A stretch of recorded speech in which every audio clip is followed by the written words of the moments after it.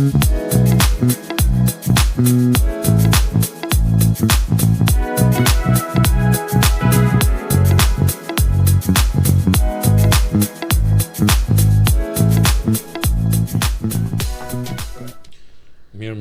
të nderuar pacient. Sot etiketimi që ju bën Tru Podcasti dhe unë si moderatori i tij, drejtuesi i tij, merr vlerë sepse kemi një mjeke neurologe. Na ka ardhur një mjeke neurologe, kandidate e vetmja kandidate ose e para kandidate nga qarku i Durrës që vjen dhe na uron një sukses edhe neve si një parti mediatike e re që mi hapur në tregun e madh dhe të larmishëm dhe llum të Shqipërisë. Kemi doktoreshën Edira Harizi edhe Shemsi. Më lër ta them unë se do të doktoresha gjithmonë që do të flasi, e ka kështu për të folur. Mirë se merdhe. Mirë se u gjeta. Është shumë kënaqësi që më ka ardhur këtu. Kënaqësia është ime në fakt. Doja të bëja, do të thënë, podcasti nuk është një intervistë, neve do të pyes tani për fëmijët, si sa vjeç je, çfarë shenjë horoskopi, si e ke numrin e këmbës, çfarë ngjyre e ke flokët. Podcasti është bisedë e lirë. Neve bëm një bisedë lirë më para në kave, kur pim një kave që u njohëm me njëri tjetrin, por doja ta bëj ta nisem me një pyetje drejt për drejt. Ke bën një diagnozë kartel psikologjike ndoshta ose një diagnozë neurologjike të popullit ton trim dhe liridashës? Në çfarë kuptimi diagnozë që si është psikologjia, si është psikoza aktuale e qytetarëve të Shqipërisë apo si është psikoza, më thënë, duam si të them unë metamorfozën e psikozës shqiptarit. Metamorfozën e Kafkës. Shishte bravo. Ato oktapotin që na e bëri regjimi komunist, fatkeqësisht më duket që e kemi mësuar atë lloj metamorfoze edhe në këto 12 vite pa dash të bëj politik, sepse njerëzit filluan prap, do të thënë nga që ishin shëruar nga ndjenja e frikës e intimidimit, filluan prap t'ia injektojnë vetes, ndoshta edhe në mënyrë të pandërgjeshme, se ndonjëherë frika të injektohet në mënyrë të pandërgjeshme. Është një reaksion vetë mbrojtës, se organizmi nuk ka nevojë ti t'ia thuash vetes se se unë do mbrohem, kujdes, mos flas, mos bëj, mos, por në mënyrë të pandërgjeshme fillon vetë mbrohesh vetë edhe indukton ato psikozën e frikës dhe ato metamorfozën pasaj. Që ti pa dashje, pa e ditur, vjen një moment që e ke mësuar ato metamorfozën edhe nuk flet më, rin kështu, rin i hequr për gjëra që duhet flasësh, po thua duhet flas, sepse frika më bën kujdi unë të mbas vendin e punës, të kem të tjera problematika që më vinë më pas, të paguaj një lloj kosto për të vërteta që do të them, edhe kur duhet të flasë, ende që duhet flas, po s'po flasë, është frikë, të induktohet frika, psikoza e frikës.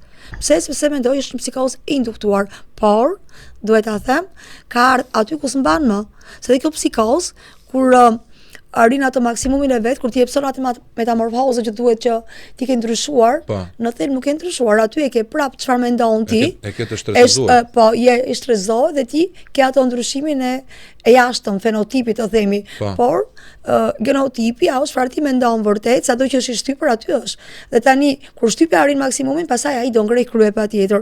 Dhe tani ajo psikoza e frikës nuk mendoj që nuk do vazhdoj dot më gjatë, se s'mund të vazhdoj. Edhe nga ana psikologjike dhe unë kështu mendoj. Njerëzit tash janë atë pjesën që zullumi është trash kaq shumë sa do kputet, është duke u kputur dhe kjo psikozë frike nuk mund të vazhdoj më.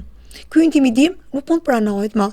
Ata do e thonë të vërtetën dhe të luftojnë me realizu të vërtetën që ato thonë. E vërteta është për një gjë që është keq, duhet të luftojnë për ta bërë mirë ashtu sa të duhen. A mund të quhet sigurinë në skllavëri?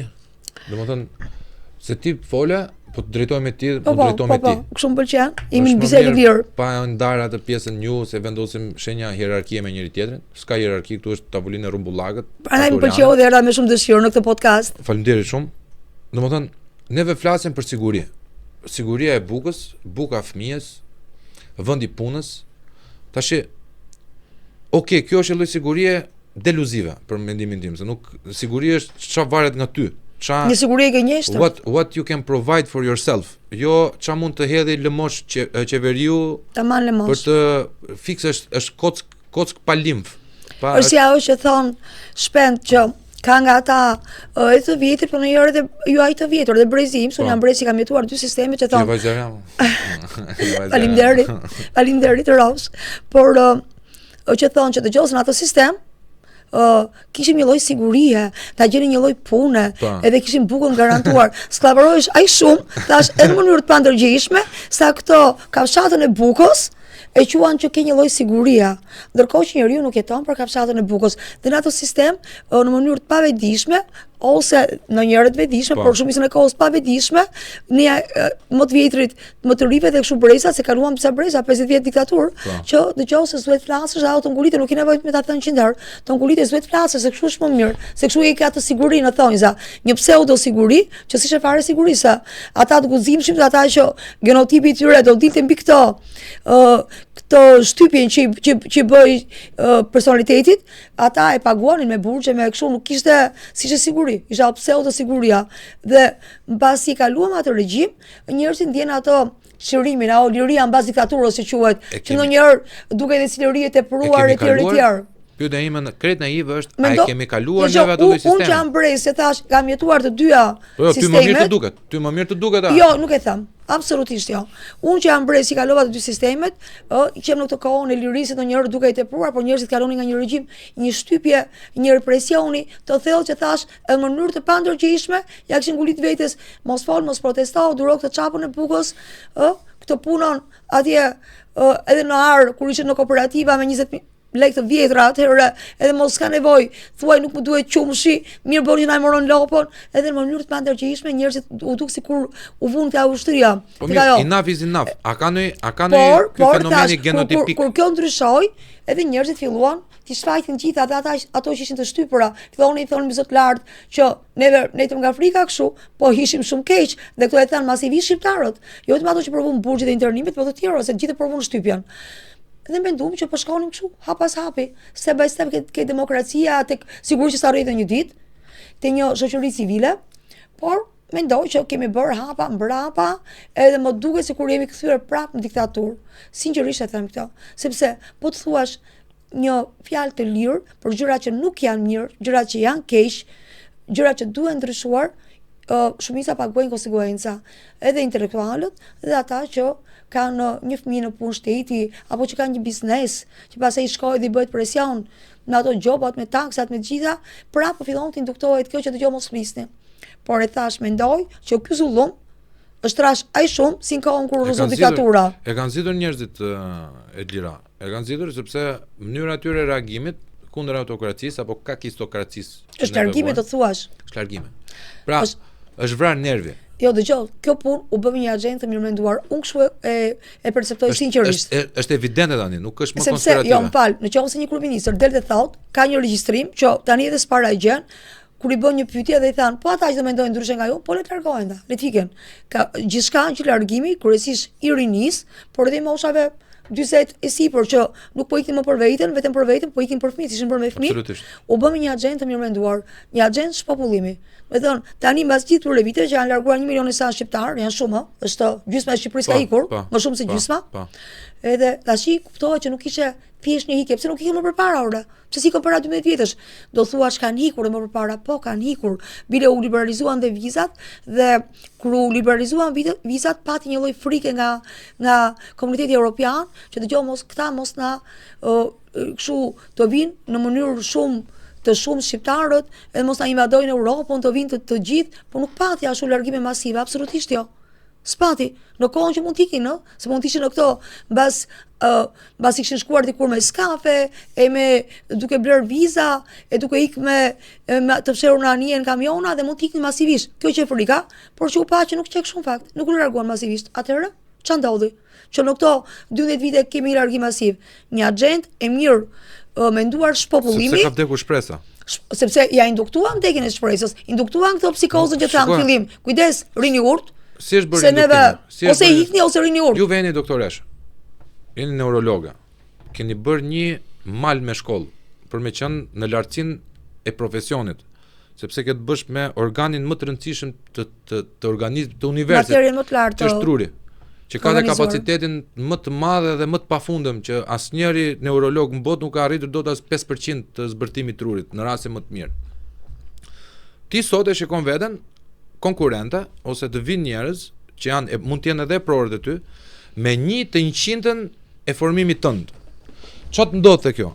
Ndoshta te ty sjell revolt, po tek unë që vi nga një familje e shtresës mesme, nga 2 punëtor që jam mësuar të rjetën me shtetin me zjarrin edhe me ujin mos u merr nga prindrit, indoktrinuar. A induktimi aty brezim?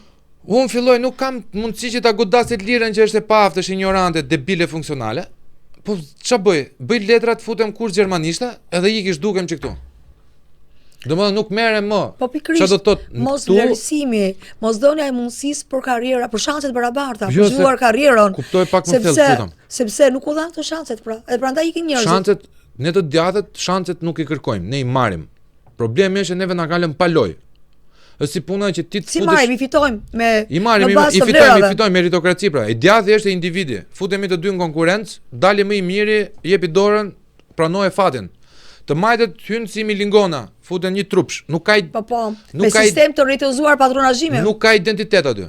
Po të shikosh i patronazhist, i gjatë me një patronazhist shkurtër nuk dallojnë fare nga njëri. Pse? Sepse another brick on the wall, e kënga e Pink Floyd. Bravo. Domethënë ata janë another brick in the wall.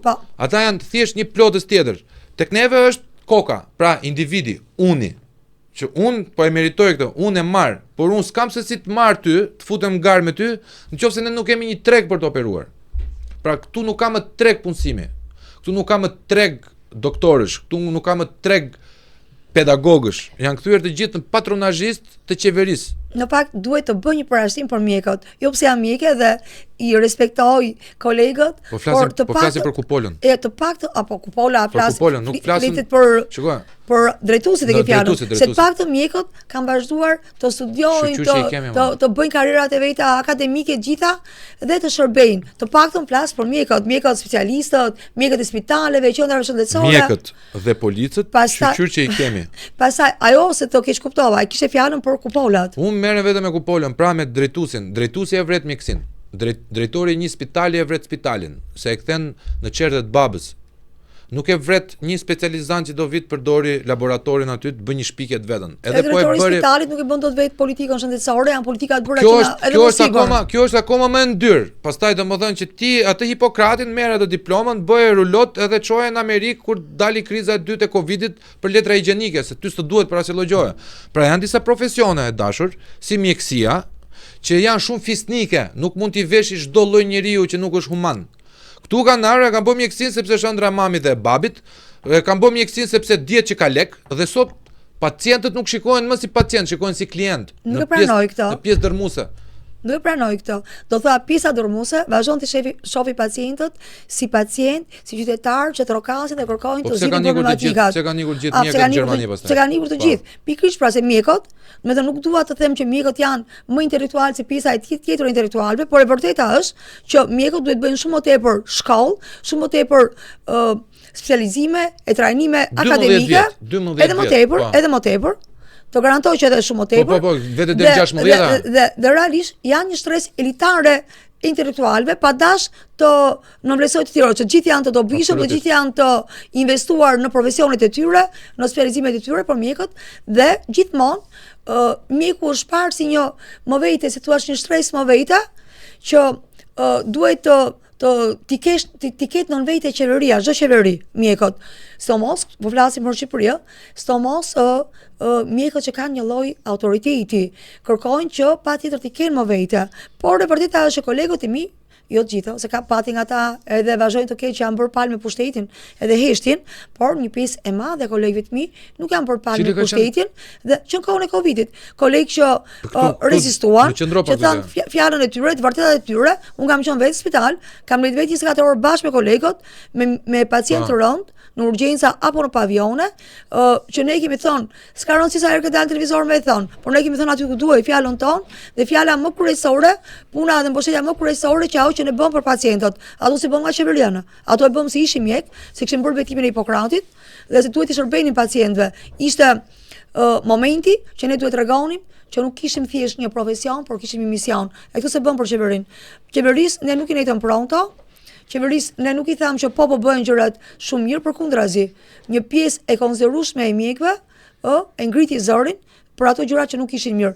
Thash, jo të gjithë i ke parë nëpër media, por unë të garantoj që e kanë thënë zërin e tyre. Jo, ideja është tu. Çfarë qëndrimi ke mbajtur ti në COVID-19? Për COVID-19-ën. E para bashkë me kolegët jam investuar në ato që di të bëj më mirë, të shërbej pacientëve, unë dhe kolegët e mi, por thash edhe zërin ton të protestës si mjek dhe të protestës qytetare për gjëra që ne shihim me sy ton që nuk ishin mirë. Çfarë nuk ishin mirë? Nuk bëheshin për analiza që mund mos bëheshin në spital, për aparatura oksigjeni që mund mos dinin për të gjithë pacientët, për ekzaminime të tjera shtesë që mund mos ofrohesh laboratorike të tjera ndërkohë që paguhet check-upi, jo vetëm për pacientë në spital, por pastaj për pacientë ambulator, që ishin pacientë edhe me sëmundje të rënda, që në farë mënyre, po kjo nuk është vetëm shqiptare, në fakt është botërore, në farë mënyre u lanë në mëshirë të themi të sëmundjeve të tyre kronike, pacientë me sëmundje cerebrovaskulare, me sëmundje kardiake, me sëmundje onkologjike e të tjerë, se në emër të asaj të pandemisë, që një lloj pandemie, por një lloj padrejtësie njëkohësisht për gjithë njerëzit, të mos për pacientët kronik që u lanë aty pa bërë ekzamenimet e nevojshme dhe edhe për këto ne kemi ngritë zërin. Jo, thjesht shkunon zë, po me zot lart. Mua më duk si një agjend botërore. Agjend botërore. Kjo tashmë është e vërtetuar që është agjend botërore. Time të betohet shpendi, era parë një time, po të ma kishte thonë njëri një muaj para marsit që u bllokuam, që edhe juve që jeni mjek, më thonë që do shpend mund të ndodhi një karantinë që është nisur nga Ibn Sina që ka quajtur karantena për murtajën e zeze bla bla bla, se morëm informacione pastaj me ditë se çapo na shesin këta pacientët e regjistë globale, a kupton? Tamam. Po të më thoshë do mbyllesh në shtëpi, do thoshë o doktoresha i ke lëshuar plumbat. Nuk ka mundësi të mbyllet tër bota në kafaz. Nuk më hante mendja, logjika ime nuk më hante, më duke e pamundur. Unë kam emrin shpend. Shikoj një harabel te parvazi i balkonit, edhe më duket sikur tallej me mua.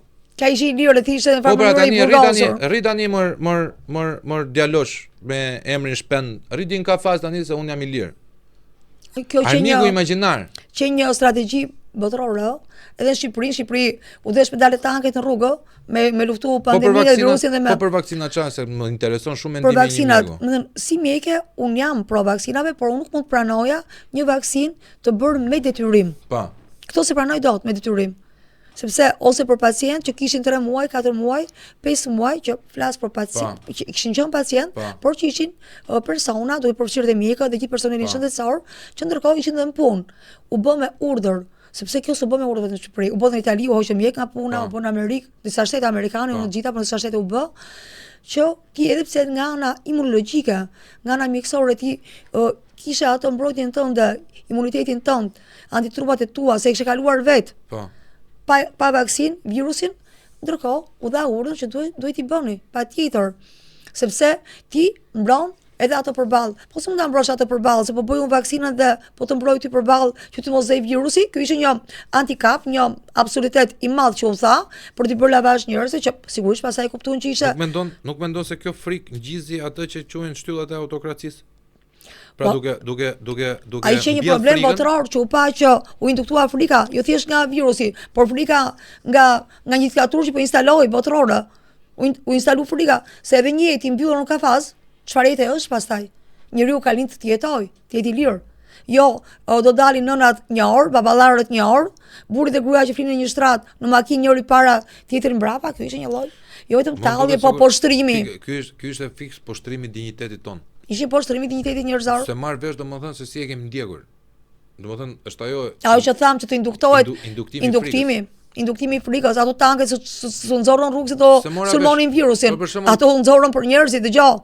Ktu do bëhet kështu edhe pikë mbaroj, nuk ka mendime ndryshe, nuk ka kështu kundërshtime dhe mos pranim të këtyre që ne po themi, se për ndryshe ka dhe ndryshe. Njerëz që vikin e parë atëherë u dhan disa media që qëndruan fort atëherë të pavarës, shumica në fakt atëherë tani janë pro qeverisë. Janë të kapura nga qeveria, jo pro qeverisë, pro qeverisë. Të kapura se u shpreh gabim. Mund të jesh pro qeverisë. U shpreh gabim, të kapura nga qeveria. Të financuara nga burime afër qeverisë. Sepse po ta shikosh, ka ndodhur lloj-lloj burgosjesh në kampin e rilindjes, rivdekjes. Unë e quaj rivdekja, Edi Ramën e quaj Noc Rama, meqense ka tallur Noc Rokun 12 vjet me neve, ne po i themi Noc Rama dati. Rama në thelb çka ka bë? ka relativizuar të keqen. Rama është i keq, e pranon dhe vete. Unë jam i mirë. Po këta dhe e di ku është problemi me popullin shqiptar. Problemi me popullin shqiptar është të pakën në 100 vitet e fundit, nuk e di para 39-s apo jo, për mua është koha më e artë e Shqipërisë, koha e Zogut. Ja, kam bindje do t'i futem studimeve vetëm për ta vërtetuar këtë. Që një kohë që fillon të vendoseshin kolonat e shtetit, por ai sa di nga historia. Ai ndërtoi shtetin modern shqiptar. Kurse këta ilegalet kanë vjedhur tërë arin që i akuzojnë mbretin, por do t'i gjejmë provat që t'jo vërtetojmë. Ka një problem. Ky popull, kur do vetëdijsohet ndonjëherë që do të mendojë tregohet racional. Ore, vota nuk është tifozlik. Unë me ta dhënë ty votën, e me qenë ti debile, marr veten time në qafë për 4 vjet, se nuk delegoj përfaqësuesin tim. Duhet parë mendoj unë, çik më gjerë kjo puna e votës. Ata nuk është se janë njerëz që ne të përdorim kështu termat, i ofendojmë, janë njerëz që s'kan mend dhe janë kështu. Një pjesë e votës, pikërisht për këtë që tham, këto induktimin që asaj frikës, dëgjose mos më heqin nga puna mua, mos heqin djalin, vajzën, mos më vinë aty ke dyqani dhe por një gjë duhet ta dinë. Ato që të kur e ka thënë dhe Berlusconi që kur do votojmë, Zoti do na shojë sipër. Mos kem frikë nga vota. Vota është e fshehtë. Vota është e fshehtë. Të mos intimidohen, të mos kem frikë, të dalin të votojnë masivisht, sepse në fund aty tek ajo dhoma e votimit, tek ajo kutia e votimit, do t'i shojë vetëm Zoti. Nuk t'i shojnë këta patronazhistët, këta që trokasin der moder për t'i shantazhuar, për t'i intimiduar. Ku ka qenë ky Zoti jon? Ku ka qenë ky Zoti jon për 12 vite? Po. Apo na ka harru Zoti? Siç është siç ka qenë një këngë, po kuqet jo Zot, po. Puna është që njerëz që erdhën duke shem kisha e xhamia, sigurisht që nuk kanë Zot. Edhe ne kemi në mas. Dhe janë treguar si njerëz pa Zot, po flas për këta që janë pushtet, se janë rrjedhoj e Partisë Komuniste. Edhe ata që e mbajnë. E Partisë Komuniste. Ata që e mbajnë pushtet, unë duhet them që e para njëherë largimi masiv i shqiptarëve që u bë pikërisht për këtë. Largoni ju që jeni kundër, sa të largu nga i mira, unë largun se kishin kundërshtime me pushtetin dhe kishin mos pranim të kushteve në mizeri që po çonte ky pushtet. Iku i miri ngeli rezili. Tani këta rezilet që kanë ngelur, a janë individë socialistë? Këta rezilet që kanë ngelur, populli do t'i bërë rezil. Në gjithë ato shprehje kanë me të bërë rezil. Po janë shumë. Dhe si t'i bëjnë? Po dhe ne jemi shumë që jemi kundër këtyre rezilve. Dhe ta di që këta që janë kundër këtyre rezilve, këta që i vuajnë më shumë se patronazhistët i vuajnë shumë ato sikletet e këtyre 12 viteve, përkundrazi kanë marrë të mirat e këtyre 12 viteve, duke dyfishuar numrin e administratës, e duke hap vende pune falso, pa shkum punë, vetëm duke dhënë rrogat, e duke mbështet dëgjose te biznesi ose të vi njëri rahat, si ti me ne, ti o financosh kur të vi dita e zgjedhjeve do japësh ndryshe taksën, apo duke marrë pronën tjetër mezor, dëgjose ne këtu do ta marrim pronën se do të bëhet një zhvillim strategjik për t'ia dhënë atij të rezilit, por ta dish që këta, të cilëve është bërë padrejtësi, janë shumë më tepër se ata që duan ta mbajnë me zor këtë regjim. Ne jemi jemi në një regjim tani. Ne jemi në kakistokraci, është e frikshme. Kakistokracia është e frikshme, regjimi që jemi neve. Doktori thot mobokraci, është më keq se mobokracia. Është më keq, se këta kanë dhe arrogancë. Do të thonë këta janë idiotët, të cilët vjedhin, që janë ignorant dhe nuk din as me vjedh. Në këtë perceptimin tim, domethënë, sepse është jo për një, për shumë shtete autokratike, për shumë kështu. Dhe neve tash po shkojmë drejt një diktature të hapur, nuk kemi më të mbuluar fare. Të dali parlamenti shqiptar të akuzoj Putinin për autokraci, kur këta janë nuk e di Koçi Xoxe. Po putinizëm është te neva. Po putinizëm ma sill këtu, se Putinin thelbe do Rusin. Ato se dim, duhet të thosë duan rusët Putinin, a e mban ai me forca apo jo pushtetin e tij? Ai e do Rusin. Por unë mendoj që putinizmi është te neve, mënyra e qeverisjes. Jo se ofendon Putinin. Putini është autokrat, po është perandor, nuk është. Po edhe këtu nuk thuhet fjala perandor, po thuhet fjala sultanat dhe sultan. Po ç'a? Sepse japin ngjyra më orientale. Sultanati dhe mbretin ja kemi krijuar neve. Edhe diktaturën, domethënë, ne kemi pasur edhe me ngjyra në opinionin orientale. Në opinionin publik. Edhe ashtu po vazhdojmë tani. Në opinionin publik ka djem si puna ime dhe disa kolegë tjerë që e neverisin Ramën, nuk e kanë fare frikë Ramën t'i dalin kundër, si vend tjerat me zarfe me gjëra që të marrin në zarf të lëpin shollën e kputës dhe i kemi krijuar duke bazuar tek rilindasit tanë të vërtet, na infrashri me shok, kur tallnin gajden me sultanin, i thoshin, o ti sultani i gjithë ditur, o ti që linde dhe perëndon dielli me ty, pra niveli i satirës e kemi quajtur sultan. Ai që thotë di gjithçka, do të mstin asgjë tamam. Pikërisht, pra e kemi quajtur sultan mbreti diell, po mbreti diell është mbreti diell, po Luigi 14 dhe nuk laje. Ishte vinte era kërm në historia, se biografia vet, a kupton? Pra mbreti, edhe vetëm vidhte, domethënë fuste. Dhe pastaj edhe ajo historia, fabula e mbretit Lakurish. Fuste vetëm Napoleonat e Arit. E humbi lidhjen me realitetin deri në atë pikë, në gjendje deliri, në gjendje humbje të lidhjes me realitetin, saqë pastaj ishte mbreti Lakurish dhe ndërkohë kishte vesh kostumin më të bukur dhe më të mirë. Por ky nuk është sultan, se sultan është vllai jon i madh Recep Tayyip Erdogani. Ai sultan, se ka duar të Konstantinopolës, ka në dorë Konstantinopolën, Stambollin. Putini është car, se ka Bashkimin Sovjetik, 8 zona kohore. Ky është një, si quhen kadif, ky është kadima. Ky është kadiv vilajetit. Kjo diktatura jon, po quhem ky regjimi jon, është një kështu një amalgam ndërmjet Erdoganit, Putinit apo autokratëve të tjerë dhe pastaj u përzihen shumë mirë me ngjyrat e Ylberit të Sorosit. E di pse? Jo, këtu ka ngel vetëm Ylberi i Sorosit. E di pse? Po të shpeni, unë nuk jam fan si autokracisë. Jam i liderave të fortë, që duhet të jetë. Ti je burr shteti, ti je lider i fortë, zot thotë që ti je diktator. Alfa është alfa. Një burr shteti nuk është diktator. Pikërisht pra, është shtetar.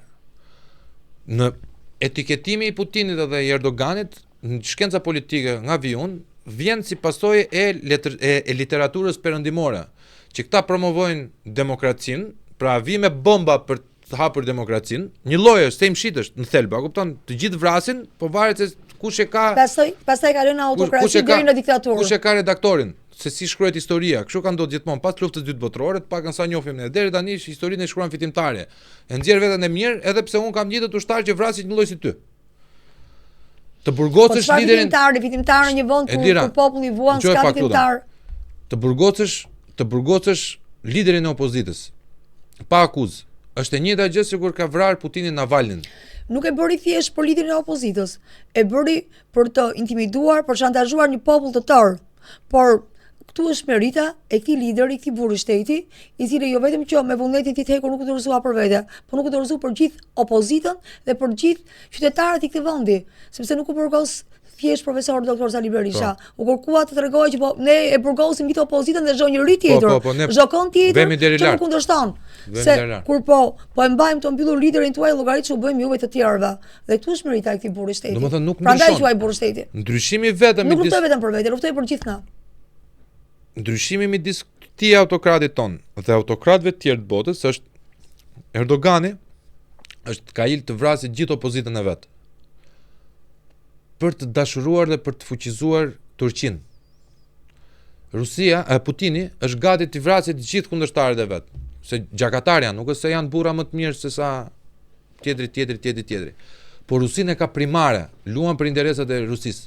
Ky është gati të vrasë çfarë do lloj njeriu, është gati të vrasë edhe Shqipërinë vetëm për unë nuk jam politologe, vetëm për sadizmin e vet, për të kënaqur epshet e veta politike. Unë nuk jam politologe për të bërë politika të mëdha ndërkombëtare, por këtë që thatë ju me që lidhet me Putinin dhe Erdoganin, sado që, me thënë, e din ato opozitarët në Rusi dhe në Turqi, ato politikën represive që liderët e tyre mund të bëjnë, por një gjë e tha të vërtet. Ata nuk i kanë përzon masivisht qytetarët e tyre për të zëvendësuar me tjerë. Nuk kanë bërë politika kaq shkombëtarizuese, kaq antikombëtare, me thënë politika jonë është antikombëtare, nuk është thjesht diktaturë, është antikomb. Me thënë të përzihen 1 milion e sa shqiptar dhe pastaj të fillojë ajo politika e zëvendësimit me të tjerë, në emër të asaj që ne do i sillim se do ndihmojmë tani të punojnë këta, ose po i sjell me ndihmë këta, vej rroga dinjitoze që të largohen shqiptarët që respektojnë të gjitha drejtat, gjithçka që atyre u takon nga shteti, se sigurisht individi sa gjëra do i bëj vet. Shteti nuk të bën gjithçka, por shteti është një rregullator shumë i fortë dhe një mbrojtës shumë i fortë i interesave publike dhe qytetare. Ku janë këto? Nga shëndetësia, nga arsimi, nga infrastruktura, nga siguria kombëtare, që njerëzit e këtij vendi të ndjejnë që janë qytetarë që respektohen dhe që të luftojnë për të ngritur karriera tjetër në tyre këtu. Në momentin që ti në mërkombësh në të tëra dhe ti vetëm një alternativë që po s'pëlqeu hik, normal që kanë ikur, pastaj nuk kanë ik nga dëshira, kanë ik nga pamundësia dhe nga represioni, s'është një lloj represioni që të bëhet, A mund të më rendizësh ti mua një politik kombëtare që ka bërë Rilindja për 12 vjet, aq sa merr vesh ti nga politika, është që merr, se kot nuk do kandidoja. Kur erdhën me shumë premtime që do bënin këtë e atë, domethënë do hapeshin kaq qindra mijë vende pune. Hapim thesin thuhet në Fier. Hap thesin e shyen. Do bëhen kaq vende pune të reja, njerëzit këtu, rrogat kështu, jo që s'u hapën vende të reja, pune. Jo që hapën po patronazhistët.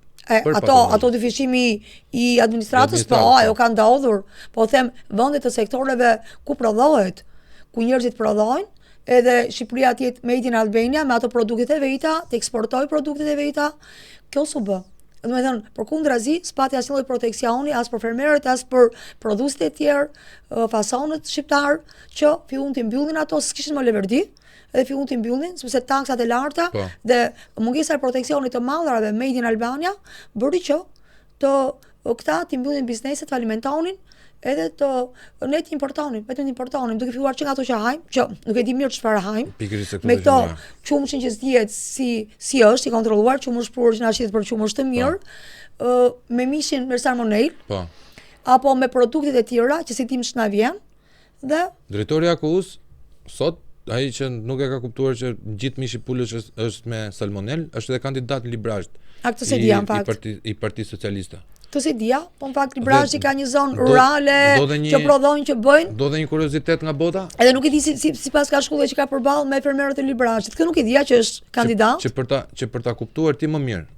Domethënë sepse ky është shumë. Bile na relativizuan dëmin, s'ka problem, salmonelën mund ta zini, mund ta bëni, mund kështu. Edhe njërë problemi kryesor është mos e fut mora. Kontrolloja. Erion Braçe me atë procesin për firmosin e armëve kimike në 2013 në 2014. Nuk është problem, ka lajnë i duart. Lajnë duart me gasarin ta. Kjo është një keqe e madhe, ky relativizimi që thatë ju më parë, është një keqe e madhe. Krematoriumi mos e përdorti tha si për të djegur, përdore për sauna, vetëm sa të marrësh i vala, kupton, domethënë deri këtu vetë ignoranta. Ky relativizimi të keqes që më bën që aut harrohet, s'ka ndonjë gjë se mësohesh në thonjza me të keqen, është një keqe e madhe prapë më vete, dhe kjo. S'ka ndonjë gjë. Ore sigurisht që ka gjë, sigurisht që bën dëm, se janë dëme të vërtetuara. Dhe ti ke si detyrë si shtet, ti mbrosh nga çfarë marrin, çfarë importojmë, çfarë hajnë shqiptarët, por të mbrosh edhe prodhimin made in Albania, por ato çfarë ne prodhojmë që do jenë shumë më të sigurta se një gjë që prodhohet këtu, dhe që ti e stimulon tra prodhoj mirë, mos hedhi pesticida, se ata pesticidet të dëmshme. Të dëmshme, pra pesticidet të dëmshme, flasim të pakontrolluara, të kesh një kontroll rigoroz të çfarë prodhohet, por e ta mbrosh atë prodhimin pastaj.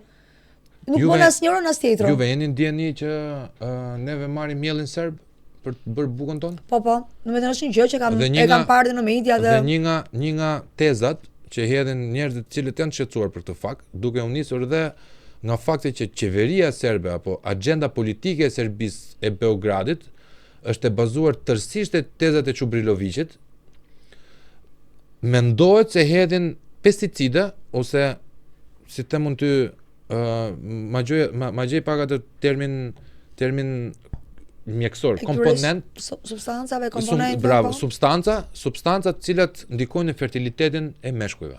Këto nuk di ta them, të jemi sinqert, domethënë të di një gjë të vërtetuar të kësaj, domethënë kam lexuar në media këto që tha aty, kam lexuar në portale të ndryshme, por nuk di ta them konkretisht, sepse konkretisht asnjë analizë e mirëfillt shkencore e argumentuar nga laboratorët AKU-ja dhe të tjerë, janë disa që kanë detyrë t'i bëjnë, nuk i bëjnë. Dhe pastaj njerëzit edhe mund të, si thua, të friksohen, dhe të ngrejnë edhe të tilla hipoteza që mund të jenë të vërteta, po janë apo janë të vërteta, e ka për detyrë shteti bashkë me organet e tij që duhet sigurojnë që shqiptarët të ushqehen shëndetshëm dhe të mos toksikohen, që ndikojë direkt në jetën e tyre, edhe në shëndetin e tyre. Juve vini nga Durrësi. Durrësi është një qytet mira vjeçar. Do të thonë të paktën 689 para lindjes Krishtit, si dyra.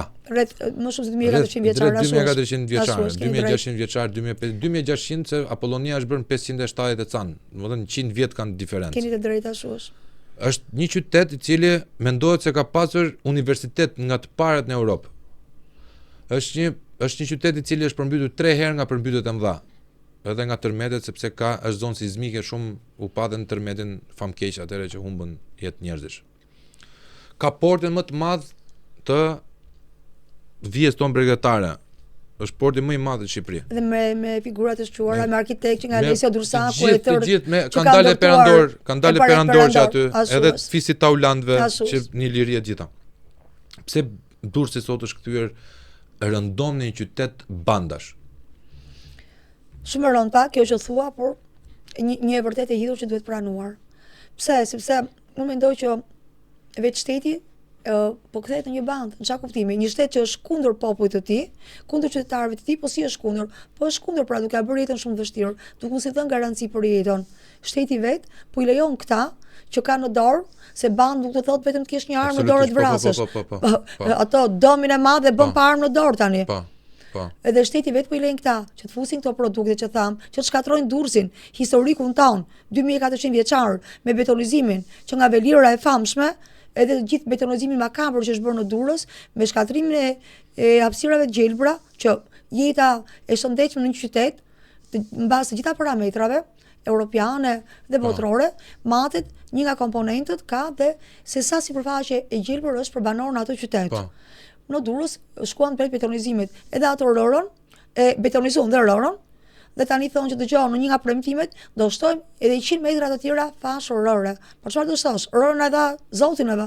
Ti na e dëmtove me shkatrimin që i bëri me betonin, edhe me ngushtimin e fashës së rërës, edhe pastaj edhe ato fashë ngeli, morë edhe në përdorim privatëve, për ta mirëmbajtur në thonjza më mirë, të bukur, të mirë, detin rërën e ka bërë Zoti për Dursakët. Dhe ajo mund të merrnin privatët në bazë të përqindjeve që do hipeshin kaq përqind këtu, por masivisht plazhet publike do ishin për qytetarët e Durrësit. Ti ke dalë, gjithë kemi dalë në çdo vend të botës dhe plazhet publike janë pafund. Edhe plazhet italiane, franceze, ke gjithë misën, e ke Po, isha vet, po s'kishte një çadër të ngulur këtu. Po. Me thënë nuk është se ne po kërkojmë që dëgjoj se tjerët kështu bëjnë, jo më tjerët bëjnë ndryshe. Sigurisht që ka plazhe private, njerëz që kërkojnë më shumë privatësi e të tjera, por masivisht ka plazhe publike. Dhe ti zesh Dursakëve, plazhet që janë larg gjithë jetën, e ti turosh të shkosh të lahen të rinë ke betoni, ke shkallët e betonit, e të çojnë foto në verë, se mos ato Dursakët që kanë një lloj moshe, që shive më shkruanin, duke qenë që un jam edhe pjesë e Këshillit Bashkiak, edhe kur u diskutu për këto plazhet private, në raport me plazhet publike që ishin shumë pak, përgjigja që dhanë këta përfaqësues të bashkisë është që ne kemi një vijë shumë të gjatë bregdetare, mund shkojnë se thonë shkojnë këtu. Ato ishin larg gjithë jetën në qytet si Stan për Nisën apo qytete të tjera italiane që janë larg aty tek vija bregdetare e qytetit, nuk do marrin çadrën. Ato 70 vjeçarët edhe të hypin autobusit, se një pjesë atij autobusit që nuk shkon në çdo pikë, shkon në shumë pak rreth rrotull Durrësit, dhe të shkojnë të gjejnë ku që ka kjo bosh, se është e gjatë vija bregdetare, me edhe ironira që janë cinizma në fakt të tilla. Gjithçka në emër të klientelizmit, të dhënies përfitim të atyre që janë si është jeta një qytetari Durrësak?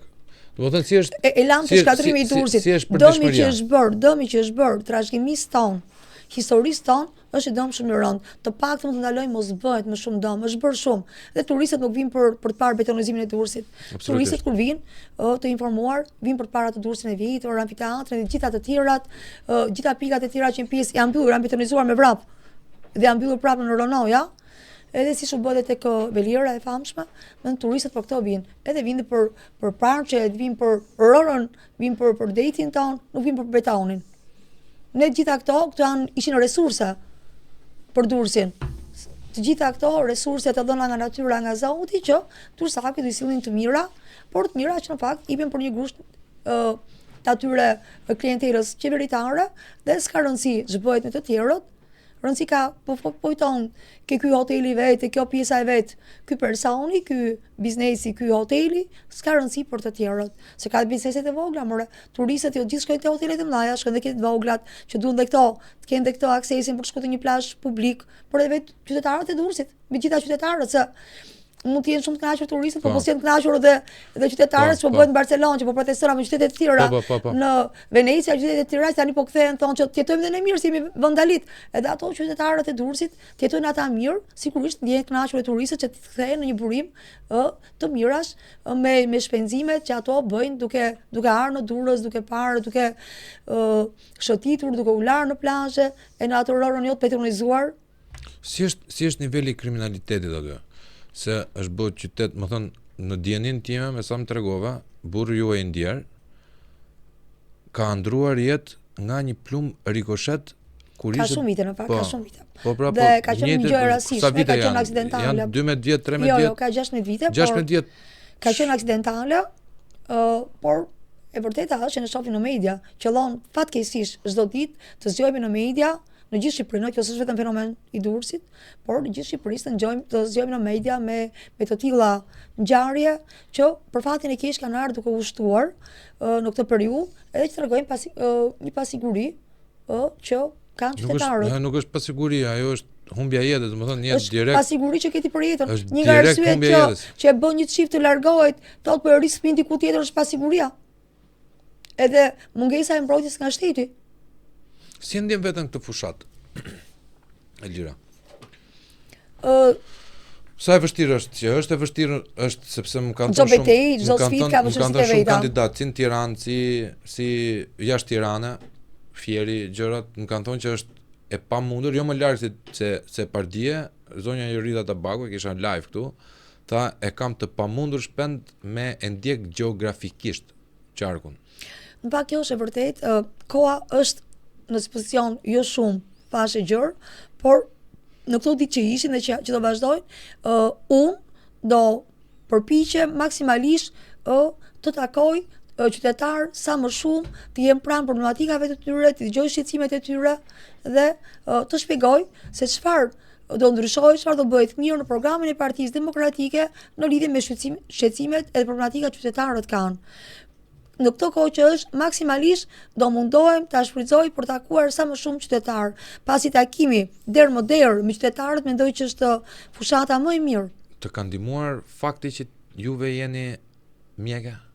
Më ka ndihmuar, mendoj, sepse jam shumë vite në spital, 27 vite neurologe në spital dhe njoh shumë qytetarë dhe ata më njohin mua, njoh problematikat e tyre dhe në farë mënyre kur i takoj në rrugë apo në bizneset e tyre, dyqane, apo bizneset e tjera, fasoneri, kudo që kam shku, jam një... Domethënë, juve keni një reputacion të mirë në Durrës. Kështu mendoj. Sepse e shoh kur njerëzit takojnë, më falenderojnë, faleminderit për çfarë kam bërë, kur kam pas mundësi që unë t'i ndihmoj ata, por edhe më frymëzojnë, doktorisha, ke bërë shumë mirë, ti duhet të jesh zërion në parlamentin e ardhshëm, sepse ti njeh problematikat tona, edhe ne të kemi besuar jetën, po do të besojmë edhe fjalën tonë, ti thjesht fjala jon në parlament. Në parlamentin e 2025-s, çfarë do jetë, si thua, lajtmotivi i fjalimeve tua, apo qëndrimeve tua, për kërkesave tua? Domethënë, do operosh te mjekësia më së shumti?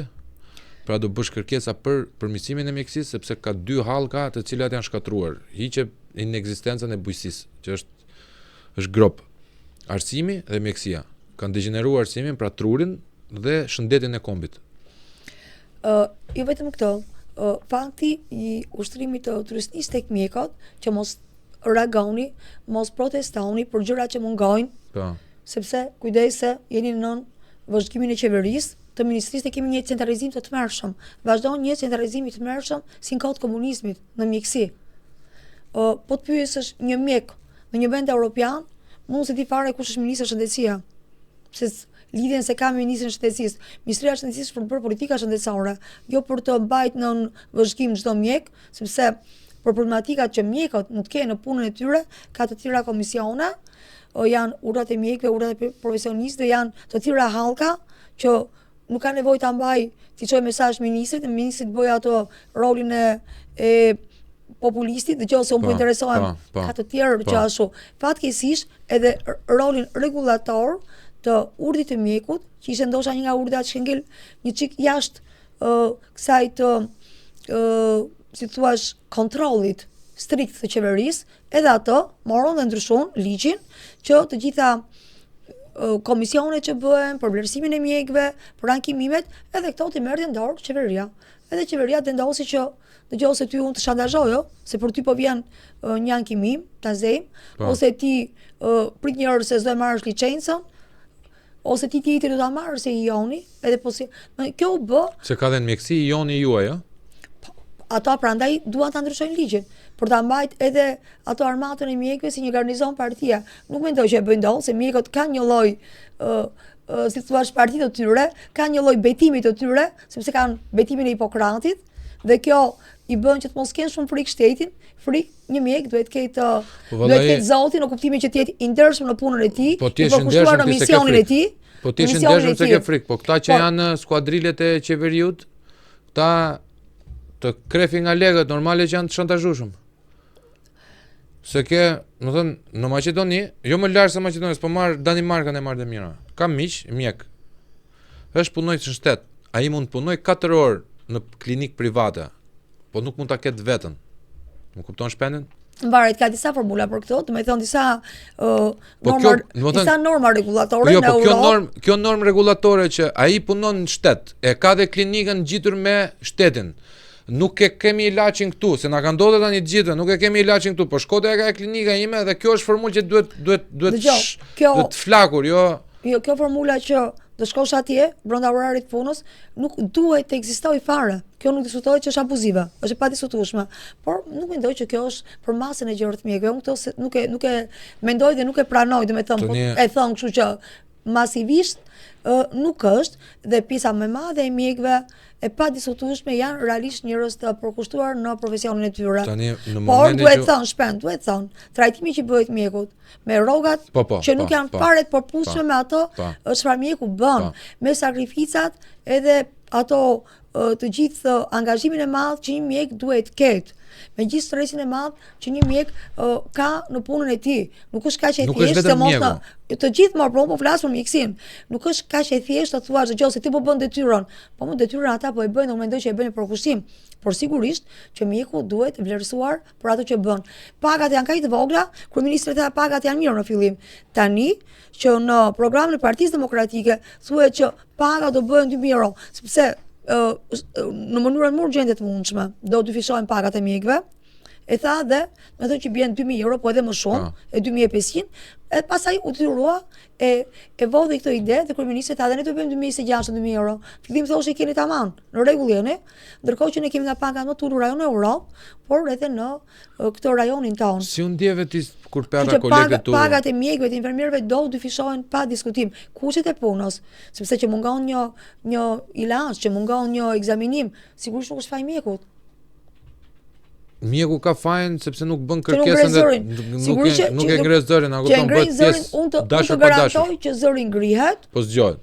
Por pastaj sa dëgjohet, edhe sa kërkohet të shtypet ky zë është një gjë tjetër pastaj. Kur dëgjove këto kolegët e onkologjikut, çfarë ndjesie pati doktoresha Edira Arizi? Dëgjoj, e para mungesa i ilaçeve në onkologjik është një skandal shtetëror. Me thonë, të mungojnë ilaçet sepse nuk po vjen kimioterapia se është e shtrenjtë, apo aparatura që duhen për radioterapinë dhe të tjerat, por plas edhe për medikamente, ilaçe dhe intervente të tjera, jo vetëm të onkologjikut, por edhe fushave të tjera, cerebrovaskulare apo të terapi të tjera, intervente që nuk ja ofron sistemi publik dhe që detyrohen shkojnë në privat apo të ikin fare jashtë shtetit, ndonjëherë për aparatura dhe ekzaminime që duhen bërë në mënyrën më urgjente të mundshme sepse janë jetë shpëtuesa. Dhe njerëzit detyrohen të marrin borxhe dhe të blejnë jetën me lek. E thon kështu sepse shteti, rregullatori që ka detyrim t'ia ofrojë në sistemin publik, nuk ja ofron. Ato erën me kartën e shëndetësisë falas, një kartë që nuk që absolutisht jo falas. Po komunikimi mes atyre mjekëve që bënin kështu. Pastaj ato etikon mjekësore është një gjë tjetër që etika është taksative që një mjek duhet ta zbatojë pa diskutim. Domethënë, a kupton se çfarë përbindçash fshe sistemi mjekësor, se ata janë për binça. Unë nuk mund ta them fjalën për binça, për kolegët e mi, Jo, për binça, pjesa më e madhe. Jo për kolegët, do të flasësh për njerëzore tani e tjera. E mjekëve janë njerëzor, nuk janë vetëm profesionistë të mirë. Unë po flas për këta. Nuk janë vetëm profesionistë të mirë, por janë njerëzor dhe të garantoj që janë realisht të përkushtuar jo vetëm nga ana profesionale, por nga ana njerëzore në raportet e tyre me pacientin. Që e shohin ato, jo si njëri që thatë unë po troket në derë dhe unë po abuzoj, po e marr, po e çoj këtu atje, por e shohin si një person që kërkon ndihmë mjekësore dhe unë garantoj që mjekët, pjesa më e madhe, e padiskutueshme kjo, e kolegëve të mi janë të përkushtuar dhe i shërbejnë me përkushtim pacientëve, dhe anën profesionale dhe njerëzore. Unë nuk e vendos në diskutim që ti ke kolegë mirë, por prapë ngulmoj. Kush ka shkelur etikën dhe ligjin, duhet të paraqitet, a mund të quhet mjek një kush ka shkelur etikën dhe ligjin, ai po e çojmë afër varrezave të fjerit këtë se ai ka. Kush ka shkelur etikën dhe ligjin, ai duhet të përgjigjet për shkeljen e normës etike apo të ligjeve të shtetit kur ai ka bërë ato kushdo qoftë. Meqense po më flet për duhet të mbaj përgjegjësi. Kalojmë pak te sistemi i drejtësisë.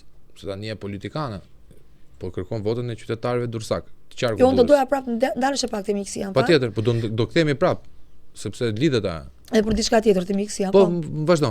Jo, por këto, se po flisim që ç'a mungon, si mungon. Por ilaçet që mungojnë thash nuk është faj mjekëve. Por lista e rimbursime që u shkurtua nuk është faj mjekëve. Janë politika shëndetësore. Ç'a mund të bësh PD-ja për këto lloj gjëra? Çfarë do bëj?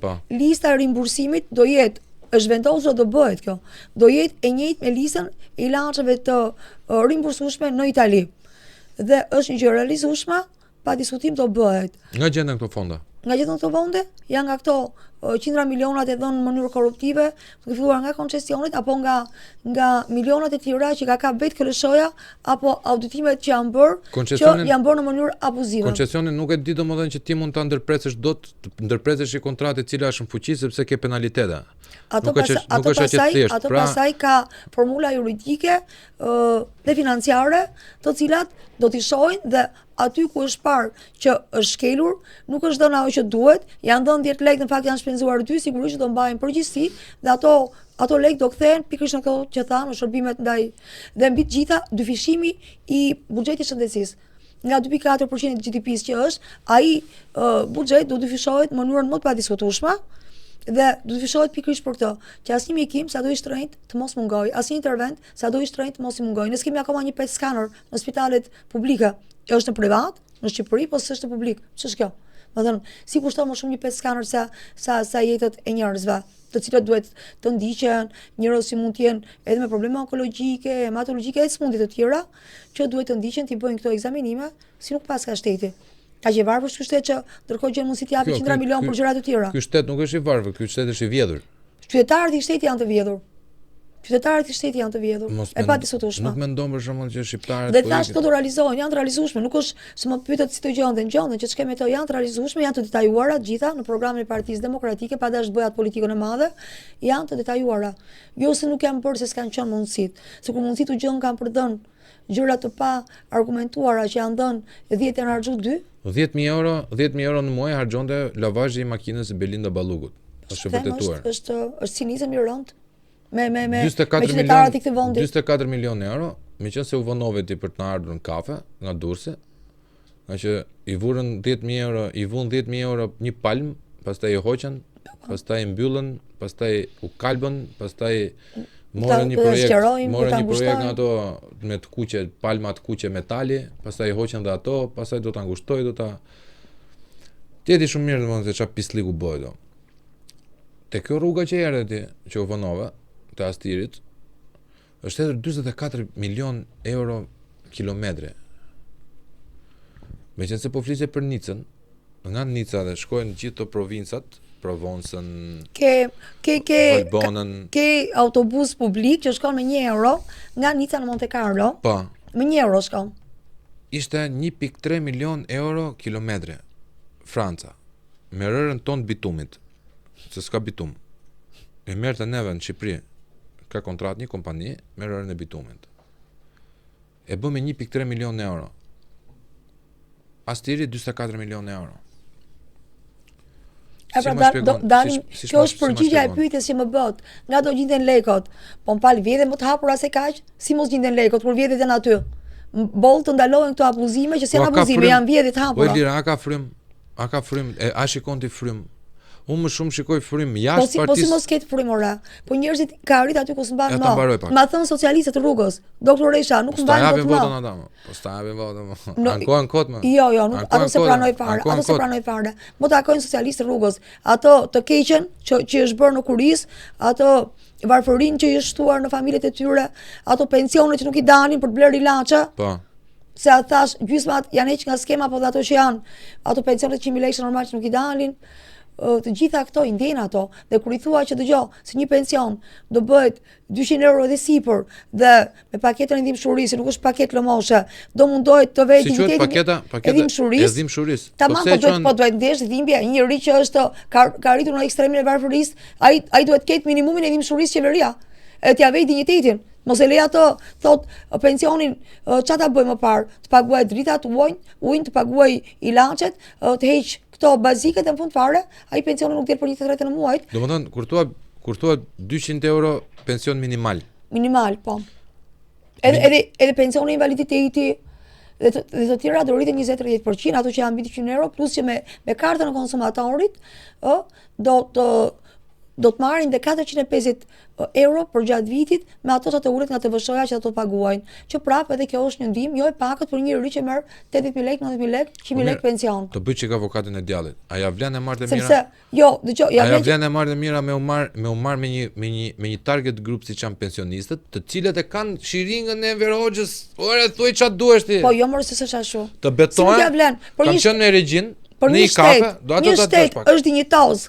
Atëherë kur mbron shtresat e nevojë, duke filluar nga mosha e tretë, ç'është kjo? E ka detyrim shteti ta mbroj. E çka rëndësie ka i majt i djathtë, janë qytetarët e këtij vendi gjithë. Dhe një shtet duhet të mbroj jetën, shëndetin për dinjitetin njerëzor. Si mbroj dinjitetin njerëzor kur ti jep aq pak, kur e lën ato në skamje, detyrohen të tjerët t'ia sjellin ato fëmijët, t'i sjellin të heqin ato 100 euroset me mbajt nënën dhe babën në Shqipëri. Na e kanë thonë Doktor Resha, Zysha, se unë e kam qef në thonë. Zysha më thonë studentët në fakt. Se edhe pedagoga. Po. Një biznesmen për 2021-shin hiqe pjesën se kush është Lul Basha. Ishte kryetari i Partisë Demokratike të madhe, të unifikuar. Kishte erdhi me një program 10% takse sheshtë. Ndërkohë që Rama e ka 23%. I flitej një punonjësve, drejtorëve në një kompani shumë prestigjioze në Shqipëri. Atë i thoi, leje kush është Basha, ja bondin ky zotëria. Ore, në xhepin tënd të duhet 10% taks apo 23 sa të merr ky i gjate. Po të marr i gjati sa doja unë se duroj dot Bashën. Tash nuk janë gjithë njerëzit që mund të thonë kështu se kjo është. Jo, po flasim për nivel drejtorësh. Nuk po flasim për nivel M'fal, ai që ka thonë ashtu, mund të jetë nga këto që se ka paguar para të taksën, se e ka dhënë në dorë ose është lënë kur ka dashur ai ta paguaj pa ato penalitetet që spagove ta ndërprem. Ta mbyllën prodhimin, ndërmarrjen, se të tjerët i kanë paguar sigurisht që i ka dhimbtur ajo pagesa, sepse kanë dhënë te xhepi vet, siç the ti, dhe ulja e kësaj takse do bëjë që ata të paguajnë më pak, punëtorët e atij biznesi të paguajnë më mirë, se po ulet taksa dhe ai do ketë fuqi ti paguaj më mirë, që rroga mesatare të jetë 500 euro, s'është realizueshme, po ulet to taksat, se nga taksat do dalin këto fund fare, se do bëhen me shkop magjik, që rrogat të rriten, shkoj 500 euro rroga minimale, e 1200 euro rroga mesatare. Edhe ndërkohë të paguajnë më mirë punëtorët, të ulet kosto e asaj që prodhohet, ta blesh edhe më lirë ti si konsumator, se gjitha këto në një lloj qarku shkojnë. Ekonomia kështu është. Unë jam ekonomiste, po kjo nuk ka nevojë ti jesh një ekonomist me një shkollë shumë të madhe për të kuptuar si një qytetar i thjesht që si do të rritet ty rroga, si do të ulet ty çmimi atje në supermarket, dhe si do fitoj më shumë një biznes, edhe se ta rrit rrogon ty, po do fitoj para më shumë, se nga 23-10% sigurisht që fiton ai dhe ka mundësi të rrisit edhe ty pagën. Shikoj, filozofia e taksimit është çfarë shërbimi jep shteti kur takson. Kam parë një video të Reaganit, që është republikan konservativ par excellence. Low taxes, high revenue. high taxes, low revenue.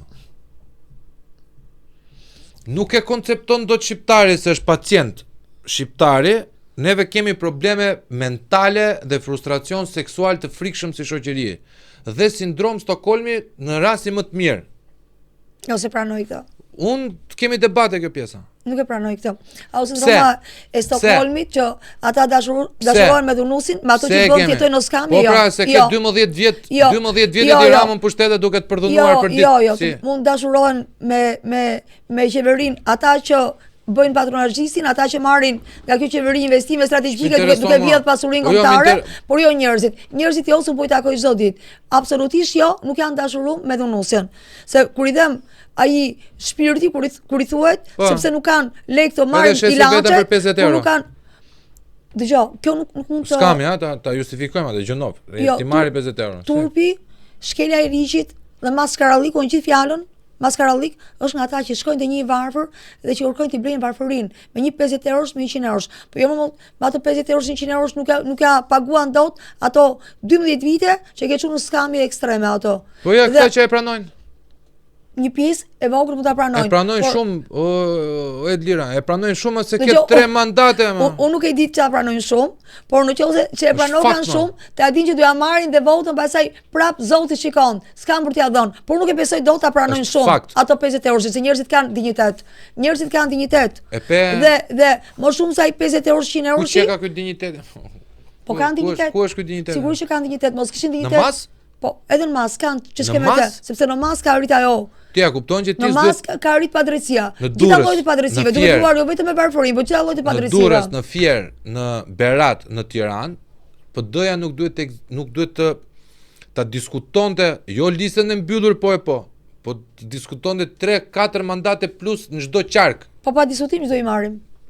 Shpresoj, por para keni një makiavelist të frikshëm, të krimbur në para dhe në lingota ari, me tentakula mafioze, të cilët kanë vjedhur në mos nuk po i vjedhin tash, kanë vjedhur dhe votën e diasporës, që ka përqen kutia tyre Pandorës. Këto në fakt e dim që në diasporë kanë shkuar duke hapur ato shtabet e partisë, edhe atje, por mendoj që edhe qytetarët e diasporë do dinë me mençuri të zgjedhin të mirën jo vetëm për vete, por edhe familjarët e tyre që janë këtu në Shqipëri.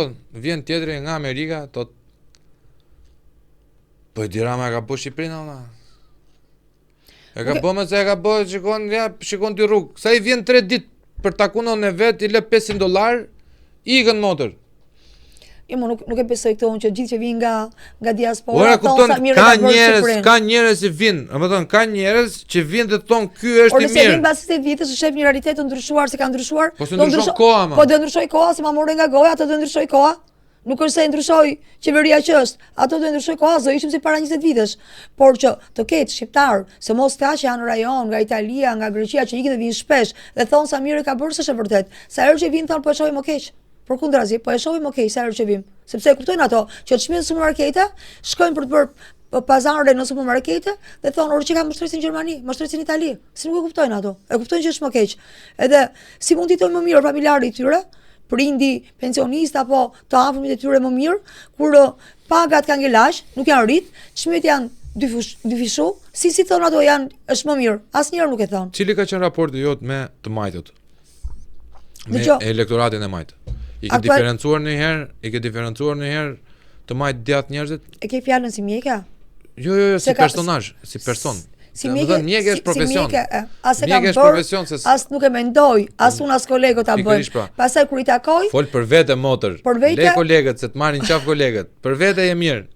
Për vete unë jam pro të djathtës, në fakt të djathtës të themi jo ekstreme. Djatha ekstreme është e frikshme. Jo si majta ekstreme, një lloj është. Jo të djathtës ekstreme, unë jam pro të djathtës, të njëjtë djathtë që të mbroj vlerat konservatore, të mbroj familjen, të mos jetë për prindin 1 dhe prindin 2, po të jetë për fjalën nën dhe baba. Të asaj të djathtës që të mbroj pronën, sepse prona kanë pasën të parët tonë, trashëgimia, prona është mbrojtur shumë Shqipëri prona.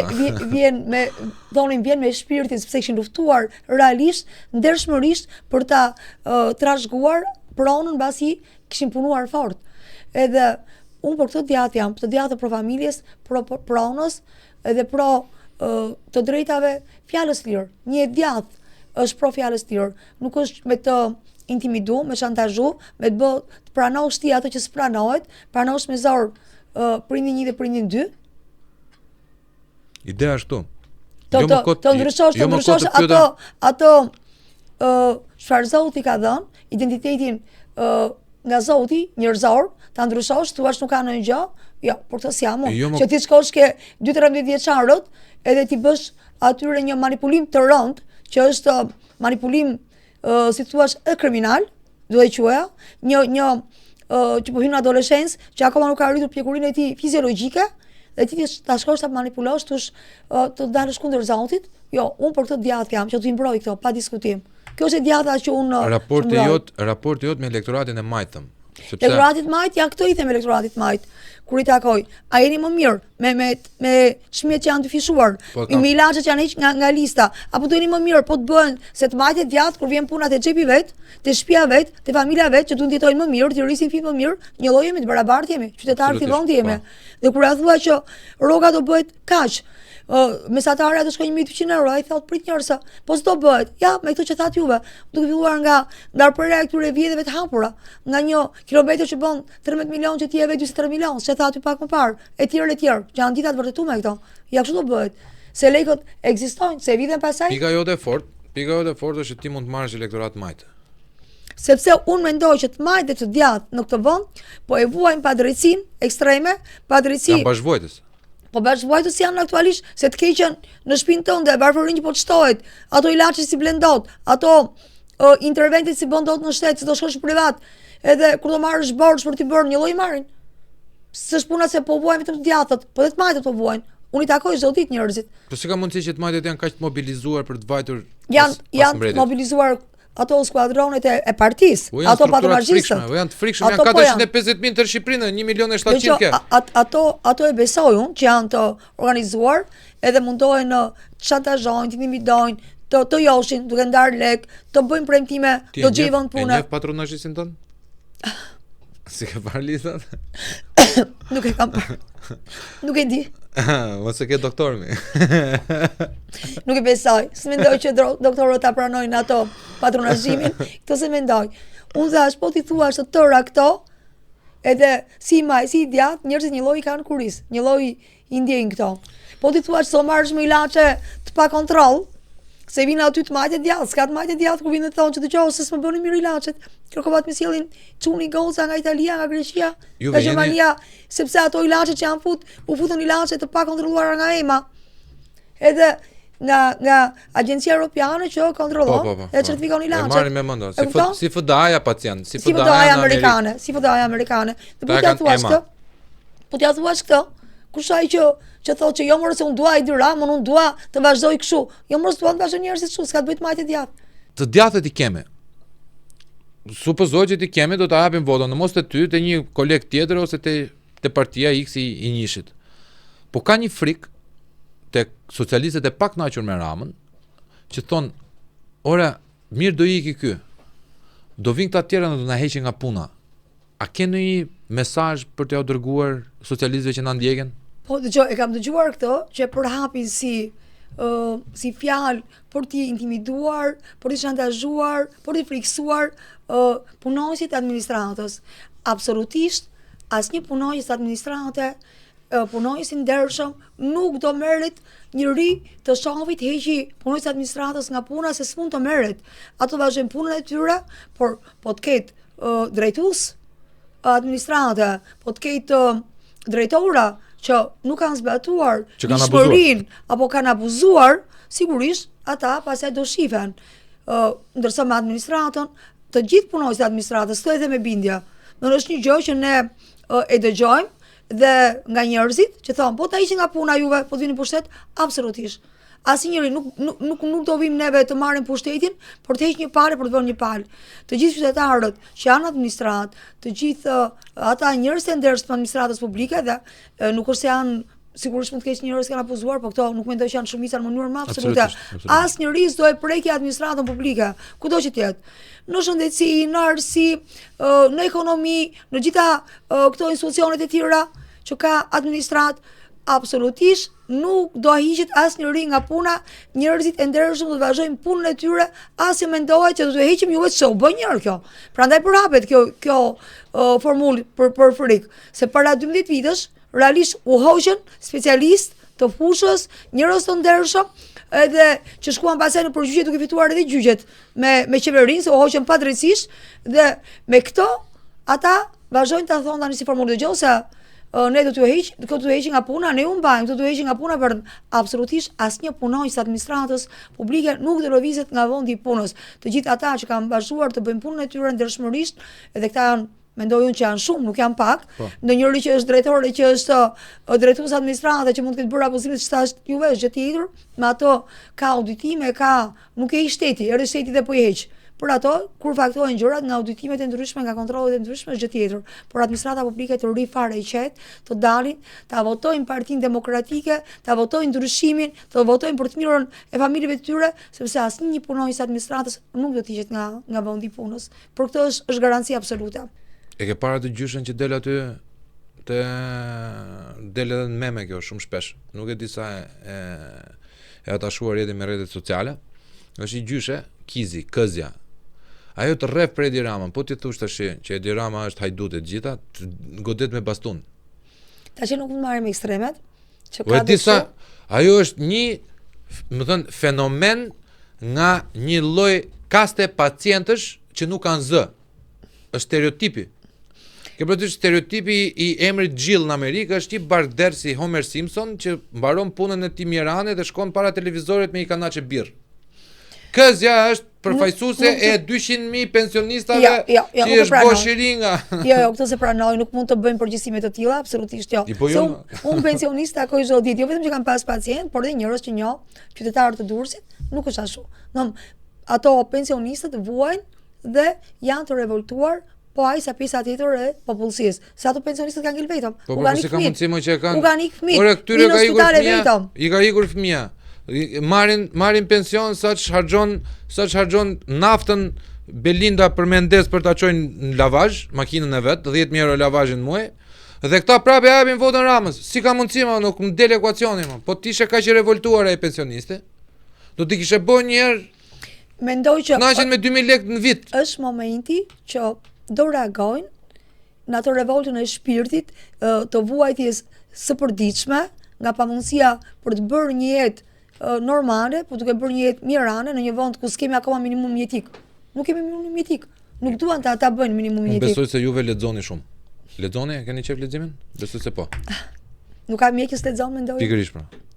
Sepse është lidhur vetë profesioni, është lidhur me leximin e një student, sidomos juve jeni student përjetshëm. Që duhet vizit. Unë lexoj pak letërsi. Është George Orwell, ka një Te ferma e kafshëve. Jo te ferma e kafshëve. Nuk jam aq klishe në thënie. Është i pastre dhe i varfër në Londër dhe Paris. Unë aty kam parë se ç'është mjerimi. E kam kuptuar te Dostojevski mjerimin, te klasiku. Por George Orwell ma sjell në një trajt më europiane që unë e njoh. Në një shekull që unë e njoh, që e kam prekur, shekullin e 20, jo në shekullin e 18 ose 19. E ka thënë edhe Hugo, i këtë mirë që thotë, më i miri të mirëve, kur donte to nga më të varfrit e të varfrit dhe aty i klasifikonte. Mjerimi në një pasazh të Orwellit thotë, unë kur isha i shtrirë tek ato dormitore që e pagonte 1 pence apo 1 franc apo 1 pound për natën, kur e shikoja një të pasur apo një të varfër tjetër që vuante, merja kënaqësi. Pse? Sepse një i mirë nuk mund të dashurojë, një i mirë nuk mund të logjikojë, një i mirë është i ushqyer vetëm nga urrëtia për botën. Dhe kur neve flasim në kushtet e mjerimit, pse neve duhet kemi shpresë tek të mirët? Dëgjoj, nuk jam pro kësaj filozofie, që kur je i mirë ti ke vetëm urrëtia, ti mund të kesh shumë dhimbje, mund të kesh edhe shumë zemërim, që ato zemërimin duhet ta kanalizosh në drejtimin e duhur për të hequr keqen që të ka bërë të vuash. E shohim tek kështu, sepse tek kështu është pa diskutim që nuk është e thënë, por ka një gjë që luhet me varfërinë, luhet me mjerimin, bëj njerëz të varfër dhe të bëj të krijojnë varësi nga kafshata e bukës. Dhe nëse më heqin kafshatën, krijohet kjo psikoza që tham pra, që mos pritet të heqin kafshatën dhe ti bëhesh jeton për kafshatën. Nuk jeton për të bërë njerëzore, për të bërë jetën që Zoti ka dhënë njeriu. Zoti s'ka bërë njeriu vetëm për kafshatën, ka bërë të ketë një dimension tjetër, më të madh se aq. Dhe kur ti krijon idenë e kafshatës, e bën të mirë, sigurisht që e bën që ai krijoj varësia e parë është kafshata. Dhe të harroj që un kam të drejta të tjera, të flas çfarë mendoj, të kërkoj të drejta të tjera, të bëj një jetë me shumë dimensione, se jam vetëm kjo kafshata e bukës. Kjo është bërë me strategji të mirë menduar. Varfëroj, shtoj shtypjen dhe varfërinë, edhe pastaj mbaj të nështruar. Hiqi arsimimin normal, bëj të mos arsimojnë mirë, bëj varfëroj, shtoj shtypjen dhe mbaj. Teorikisht e ke shumë mirë. Ne jemi këto kushte tash. Por në këto kushte, ndërkohë nga ana tjetër akumulohet dhe urrëtia. Po urrëtia për çfarë? Siç thatë juve, urrëtia e mbutur me zemrim, ndaj atij që më shkakton këto. Se po të mbahet gjatë, ajo shpërthen ajo brenda çfarë që thamë në shpar, që s'duan njerëzit një herë në mënyrë të vetëdijshme, ndonjëherë kështu intimidohen edhe induktojnë këtë frikën. Por vjen një moment që ajo frika kur shpërthen tamam si një revolt e madhe, si një zemrim i madh ndaj atij që ta ka bërë ato. Ç'është bëhet? Unë ç'e mendoj? Absolutisht me këtë drejtën tënde për ta menduar. Kjo është qasja pozitiviste të parit të fenomenit. Unë kam një qasje realiste të pesët, për mos të negativiste. E shoh realitetin shumë gri. E shoh realitetin pa ngjyra. Është gri dhe i nxjerr aktualisht realiteti, për atë. Është pa ngjyra. Dhe unë se përderisa përmendin kafshatën dhe varfërinë ekstreme. Elira, unë jam me shprehjen e Churchillit. Unë jam me shprehjen e famshme të Churchillit që mund të jetë një lider fenomenal në politikën e jashtme, por një lloj njeriu negativ në afatgjat për politikat e agjendat që e ka sjellë Europën, po s'po merremi me atë. Po merrem vetëm me frazën. Çdo popull e meriton liderin që ka.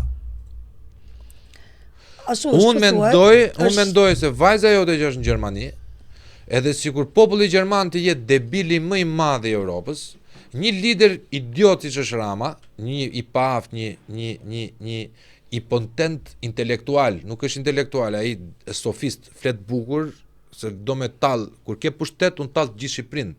Unë po e tall gjithë Shqipërinë pa pasur pushtet. Imagjino të kem pushtetin e Ramës, ta i bëj cirk. Do drejtoj me batuta. Jo, do drejtoj me batuta, me kazan, kusi, me vetëm përpara, me tallavaj, duke nxjerr gjithë qeverinë e vet të haremit politik, duke nxjerr duke kërcyer atje sikur jeta është shumë e bukur. Po pra do drejtoj me batuta dhe me kërcime, dhe jo me projekte, jo me programe që të shërbejnë njerëzve. Që në një popull gjerman, edhe një idiot politik dhe funksional si Edi Rama, nuk mund të ishte Edi Rama që është i Shqipërisë, sepse të nxjerrin prej zhelesh. Të fusin në burg ata. Dëgjoj, pra, unë nuk dua t'jap. Jam i mendimit që edhe Merkeli të vinte këtu, me këtë popull që ka, do i kishte 10 fish korrupsion. Pse? Sepse kakistokracia këtë ka, na inkriminon të gjithëve, është i kërpu dhe të keqes, që inkriminon. Se me këto batut, e tha dhe Edi Rama dhe tha që korrupton sistemi, po jo, sistemin e drejton njerëzit, sistemi është një gjë abstrakte, një gjë rrë. Po pra, unë kam inkriminuar ty. Janë njerëzit që e zhbojnë sistemin, e korruptojnë ato, nuk është ashtu, me ato batutën ndeshit në qefi shumë gjëra, dhe kjo që thatë që ai drejton me batuta, pa projekte, pa një vizion të bazuar në reforma. Ligjet bëhen për qytetarët apo për deputetët? Në reforma dhe programe që t'jenë në të mirë të njerëzve. Dhe din pastaj këto mungesën e këtyre ta mbuloj me tallava. Edhe të bëj këto shfaqje, të shout për të manipuluar njerëzit. Po nuk mendoj që është më ato shout, ato batutat janë të pjesa, unë kështu e perceptoj, jo unë personalisht, por në takimet edhe çfarë më thonë të tjerët, tash janë njerëzit e pjesa që neveriten edhe reportohen njëkohësisht nga këto të kërcymet alla tallava, edhe nga këto batutat ironizuese e cinike. Nuk mendoj më që njerëzit manipulohen dot dhe mbahen dot më nën këto batutat, në këto sofizmat, se njerëzit duke pas përditshmërinë e tyre, realitetin e tyre, griden në herë të zi fare, nuk mund të manipulohen më nga ngjyrat e Wilberit batutave. Ligjet, se të bëra një pyetje, ligjet hartohen për deputetët, e hartojnë për veten apo për qytetarët? Se unë e di që një ligj, një kushtetut është një strukturë që është në rolin e një emëruesit për bashkët për të ruajtur një balancë kombëtare apo jo. Ligjet tona janë në kuadrin e reprezaljeve, janë represive. Pra kodi jon penal është një nga kodet penal më bastar që mund të ekzistojnë. Burg, ajo fjala që burg. Pra burg për 30.000 lekë dritat pa paguara. Nuk ekziston pra kohezioni politik. Pa paguar për një shtesë kjavllia e shtëpisë, e ndërkohë liri për ata që ndërtojnë jo një shtesë avllie, por gradacela të tëra. Pra për kënd hartohen ligjet në parlament? Dëgjoj, një pjesë e ligjeve shqiptare nuk janë të këqija, janë shumë të mira sepse janë bërë në farë mënyre të huazuara nga ligjet europiane, duke qenë që ne atje kërkojmë të shkojmë, dhe janë bërë në si thua në mbikëqyrjen e ekspertëve europianë në bazë të legjislacionit evropian. Pastaj kjo që thash, se ti don ta zbatosh ligjin, si është ajo hapësira që ligji dënon thot nga 2 vjet deri në 10 vjet. Edhe ti gjen ato ku ka ligje, ka edhe kështu spacë me hapësira që ti ligjin ta anashkalosh, apo ku ka rregulla, ka dhe përjashtimet kanë qenë për ata që duhet të mos shikonin që bënin gradacelat, se ka pa një aspekt, por edhe gjëra të tjera, dhe ligjet mund të ekzistojnë, po varet si ti interpreton ligjin. Gjen një hapësirë me anashkalu ligjin për ato që don ti, dhe ato ligjin nga 2 deri në 10 vjet, 10 vjet për ato që ka bërë një gjë shumë vogël, 10 vjet për ato që kujtun ka konsumuar 2 cigara hashash. Nuk jam pro legalizimit, në fakt unë hyj te ata që jam kundër drograve, legalizimit të drograve, sepse krijon një varësi domos tek adoleshentët, një varësi që çon në dëmtime irreversibile të pakthyeshme cerebrale. Domethënë nëse ti do të shpëtu një adoleshent, duhet ta mbash vesin larg shkollave. Pa diskutim. Kështu që pastaj ti nuk e lufton dot as prostitucionin. Pastaj nuk ka nevojë ta marrësh edhe të thosh unë po zbatoj ligjin, edhe po e dënoj këto 20 vjeçarin me 5 vjet, 6 vjet, 7 vjet. Po s'ka gjë ai që fut me kontener, ai për ato ligji. Ai është në rritje, është në funksion të GDP-s shtetit, të lutem.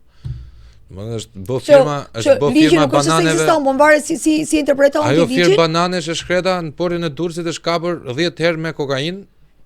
Ajo nuk ka rreshtur një ditë së bëri reklama në televizione kombëtare. Që këtu e kuptoni se çfarë shteti jemi neve. Neve nuk jemi në kushtet e një politike optimale, jemi në kushtet e një politike arkaike, që do të thotë, neve na duhet një qet intelektualësh, siç thoshte Adzef Plumi i ndjer, që të mblidhen me njëri tjetrin dhe ta vendosin idiotin për muri.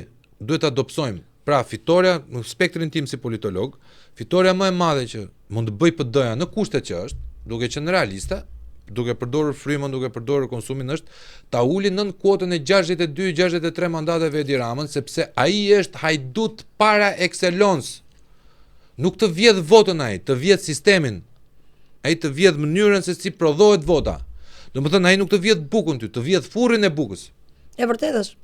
Ajo që tham, se të bëj 10 milion, 13 milion, rrugat thosh 23 milion, është vjedhje, nuk është ke abuzuar një çik. Domethënë, në momentin që ti e mban mjekun, shpendin, gazetarin, pedagogun, e mban me frikë, unë do të heq punën, do të bëj atë, po s'ma dhe votë mua, është si një lloj siç unë ty të blej votën me lekë. Për mua kjo është vjedhja më e madhe, edhe keqja më e madhe, do të thonë tash në prag të zgjedhjeve, do të thonë t'ia blesh apo ta friksosh tjetrin, se dhe friksimi është vjedhje e votës, ti ja vjedh votën atit. Megjithëse unë i them njerëzve votoni masivisht dhe votoni, jepini votën tuaj pa frikë për ndryshimin e kësaj qeverie, sepse nuk do t'ua shohë njëri votën, për këto të pa diskutueshme.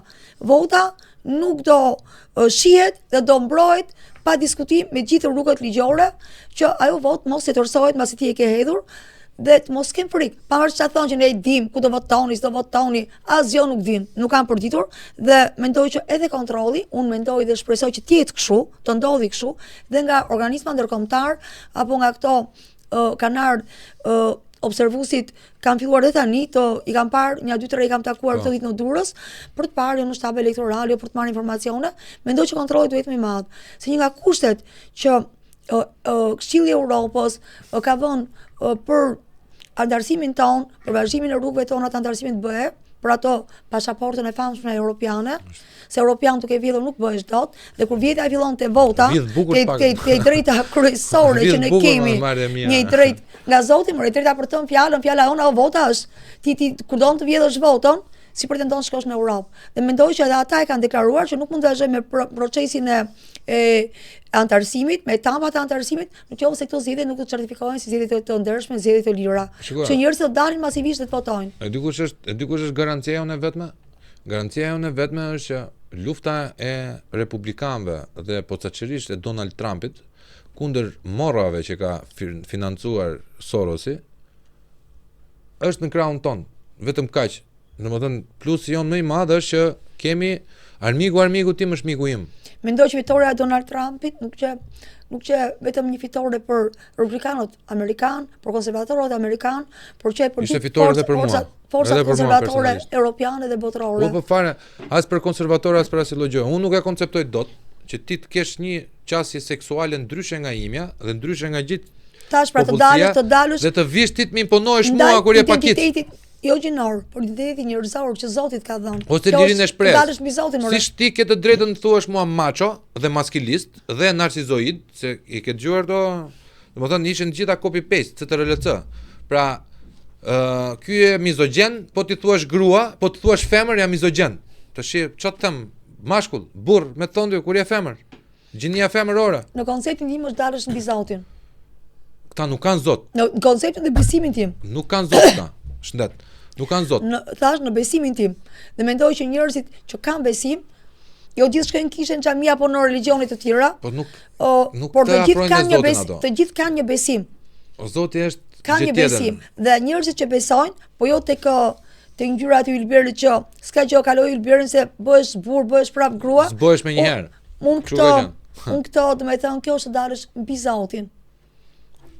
Siç e kanë ata të drejtën për të na etiketuar neve si prapanik, si njerëz që nuk e njohin dashurinë. Sigurisht që nga lartësia, dhe gjithandej ne kemi lexojmë që ka diversitete. Por perversione ka pas të rjetën. Por jo, s'mund të quaj perversione, sepse ka diversitete. Po vallai për mua perversione është të rrihesh seksualisht nga një mashkull, a kupton? Unë ato s'mund ta them ka pas gjithmonë diversitete në popullsinë e botës, si nga lartësia dhe këto që lexojmë që bëjmë, por këto në emër të diversitetit, të drejtave, të lirive, ti të induktosh tek 12-13 vjeçarët që akoma s'kan arrit pjekurinë e tyre që s'kan ndonjë gjë, e të bësh ndonjëherë nuk e di, keni parë ju apo jo, qëllon që dilnin tash sikur dalin moral, fatmirësisht, shqyr që dalin moral. Erdhi sherifi pra. Jo, tamam, sepse dilnin ti duke lexuar një gjë të vinin reklama, unë isha një djalë, tani jam i lumtur, jam një vajzë, edhe këto e shifnin se tash celularin e përdorin dhe fëmijët dhe adoleshentët, dhe kjo ishte një manipulim i rënd kriminal. Ishte bën Netflixi si planeti ylber. Kriminal. Fatmirësisht tash të dalin shumë rrallë, unë nuk jam për ato që të sulmojnë diversitetet në ato jetën e tyre, mund të jetë njerëz që ndjehen ndryshe, por në kohën që ti ato kërkon ta përgjithsosh, natyrosh neve të themi që s'ka gjë më shkoni te shkollat, që 12 vjeç, 13 vjeç të bëjnë këtë propagandën, në ato s'mund ta bësh. Po njëri nuk voton dot deri në 18 vjeç në Shqipëri. Domethënë, kur merr ato diplomën e pjekurisë, diplomë pjekurie, jo vetëm nga ana si thua figurative, formale, po edhe nga ana fiziologjike e pjekurisë. Nëse koha ka treguar tani piqen edhe një çik më vonë. Me kalimin, domethënë sa ka qenë dikur diplomë pjekurie, tani të gjitha këto të dhënat e shkencës tregojnë që nga ana fiziologjike e këto, edhe mendore, psikologjike, piqen më vonë, dhe njëri që s'ka drejt votojë deri 18 vjeç, ti jep ke drejtën të ndryshojë identitetin e tij gjinor, 12 vjeç, 13 vjeç. Kjo është kriminale pastaj.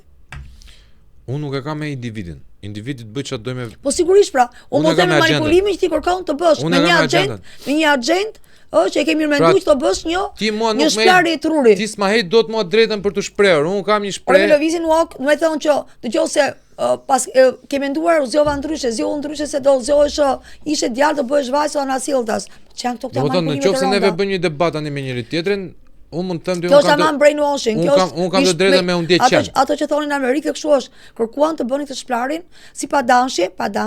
Në shkolla të vendosi flamuri, ai të vendoset në vende ku i duan në Gjermani kam parë në kish, ngjitur flamurin e kishës, ngjitur flamurin e ylberit. Po këtë ne u bën një pseudo martesë nga një prift që doli si as prift. Nuk u bë brenda të zyrat e bashkisë, në Tiranë por bëhet deklaranca e bashkisë për ta legalizuar ato që me ligj nuk e kemi të legalizuar, edhe të legalizuar edhe nga kisha dhe nga zoti në thonjza, jo, nuk është këto janë manipulime të rënda, këto quajnë manipulime. Sepse secili thash në individualitetin e tij, domethënë ti mendon se është mbledhur seksual mund të ketë individualitetin e vet, të ketë jetën e vet, por ti nuk mund të përgjithësosh dhe aq më pak të manipulosh ato mosha që nuk lejohen me ligj as mjekësor as nga Zoti. Ti mendon se ka ardhur fundi i durimit shqiptarëve pas janë mbledhur kaq shumë gjëra apo? Unë kështu mendoj. Ta thashë një herë, është trashur ai shumë e keqja, padrejtia ka arritur ku s'mbajnë më. Njerëzit më thon, nga ka arrit mundimi ku s'mbajmë dot më. Mundimi gjithë kuptimin e fjalës, mundimi që njerëzit kanë ngel vetëm, një pjesë e njerëzve kanë ik fëmijët, kanë ik bashkëshortët për siguru se dalin këto paga që janë paga shumë të larta këtu në thonjza, se po ikin për një jetë luksi, jo mos po ikin për jetë luksi. Apo kanë ik shifet e reja, kanë bërë një fëmijë dhe kanë ik nga Shqipëria ose s'kan bërë fëmijë fare, kanë ik ti bëjnë atje, sepse thon nuk ja dalim dot këtu. Po merr pasaportën. Si ja dalim dot këtu? Nuk ja dalim dot se të tilla janë kushtet. Me thënë kjo ka qenë e mirë menduar, mendoj. Ky lloj shpopullimi, është ka qenë e mirë menduar. Dhe njerëzit kur erdhi puna që e panë që ngelën vetëm, e kuptuan që nuk shesh aq kështu e rastishme që filluan të iknin masivisht. Se thash pse nuk ikën më përpara. Se sikën para këtyre 12 viteve, kaq masivisht. Ti ke një gjë të mirë në raport me njerëzit që i njeh partia, ty të njeh qyteti. Kështu mendoj. Domethënë kjo është gjë e mirë, domethënë një profesion fisnik siç është i mjekut e njeh qyteti, edhe kjo është pika jote më e fortë. Dhe kjo është pikë që mjeku nuk ka as ngjyrë, se kjo është më e bukur. Pra ti mund të jesh motor, nëse ti ta përdorësh gjithë potencialin që ke për brenda dhe nuk është se të pushon goja për të folur, që ke parametrat për që një politikan e shumë e mirë i ke. Jo mos pushon goja se duhet të them shumë më tepër fakt, kam thënë shumë pak nga ato që njerëzit po vuajnë, no? Dhe kur them njerëzit aty që e fuz dhe veten time dhe familjen time, sepse unë jam një qytetare që kam pas ato problemet e mia, ato shqetësimet e mia dhe që më dashur ta përballoj vet. Kështu që unë kur them kam pol pak se ka ai shumë për të thënë, se unë takoj njerëz çdo ditë dhe secili do ta hallni problematikën e vet. Na pri bato, jepi, fol, çado. Çfarë do nga njerëzit? Nga njerëzit jemi më imponohem se shqiptari nuk e do me dashurinë, se do dashurinë. Dashuria s'mundje këtu, është si puna George Orwell dhe 1984, lufta është paqja. I vetmi si thua që unë mund të them me forcë. Bani vesh pacient. Që mund të them me forcë, një gjë është me forcë, që ndryshoni me votë padresin që kemi në kuris që të gjithë ne, jo vetëm familjet tona, se nga familja na fillon gjithçka, po dhe në gjithë këto familjen tonë përbashkët, ne mund ta ndryshojmë vetëm me një mjekim, e them si mjeke, me votën tonë. Nuk është që të kaloj pasaj dhe themi prapë që se jo po s'votuam, po isha me dy menje, nuk ka dy menje. Kur e keqja të ka ardhur në shtëpi, kur ti thua jam i varfër, jam më keq, atëherë kur jam më keq, por që më mirë që të bësh, do ruftosh ta ndryshosh, po si do ndryshosh? Këto kemi ne të ndryshojmë. Këto mundësim kemi neve. Ndro ujë. Po, se një ujë që nuk ndryshon qelbet, se ka thënë kot populli. Dhe ky ujë tashmë është bërë ujë kneta, ujë knetës këtyre. Ata mundohen të bëjnë nga këto sofizmat, ato batutat kneta, amor kneta është ujë që stërvis bëhet knet. Po pra, bufi knetës pra ka ardhur bufi për të pastruar parazitët, se e bëri Edi Rama knet. Është mi. Knet ai kneta që i zen gjithë parazitët aty brenda saj është ai ujë që stërvis më, që kthehet ama në ujë të qelbër dhe në knet. Shiko, unë ditë të dëm vetëm një gjë, unë të kërkoj një gjë si qytetar.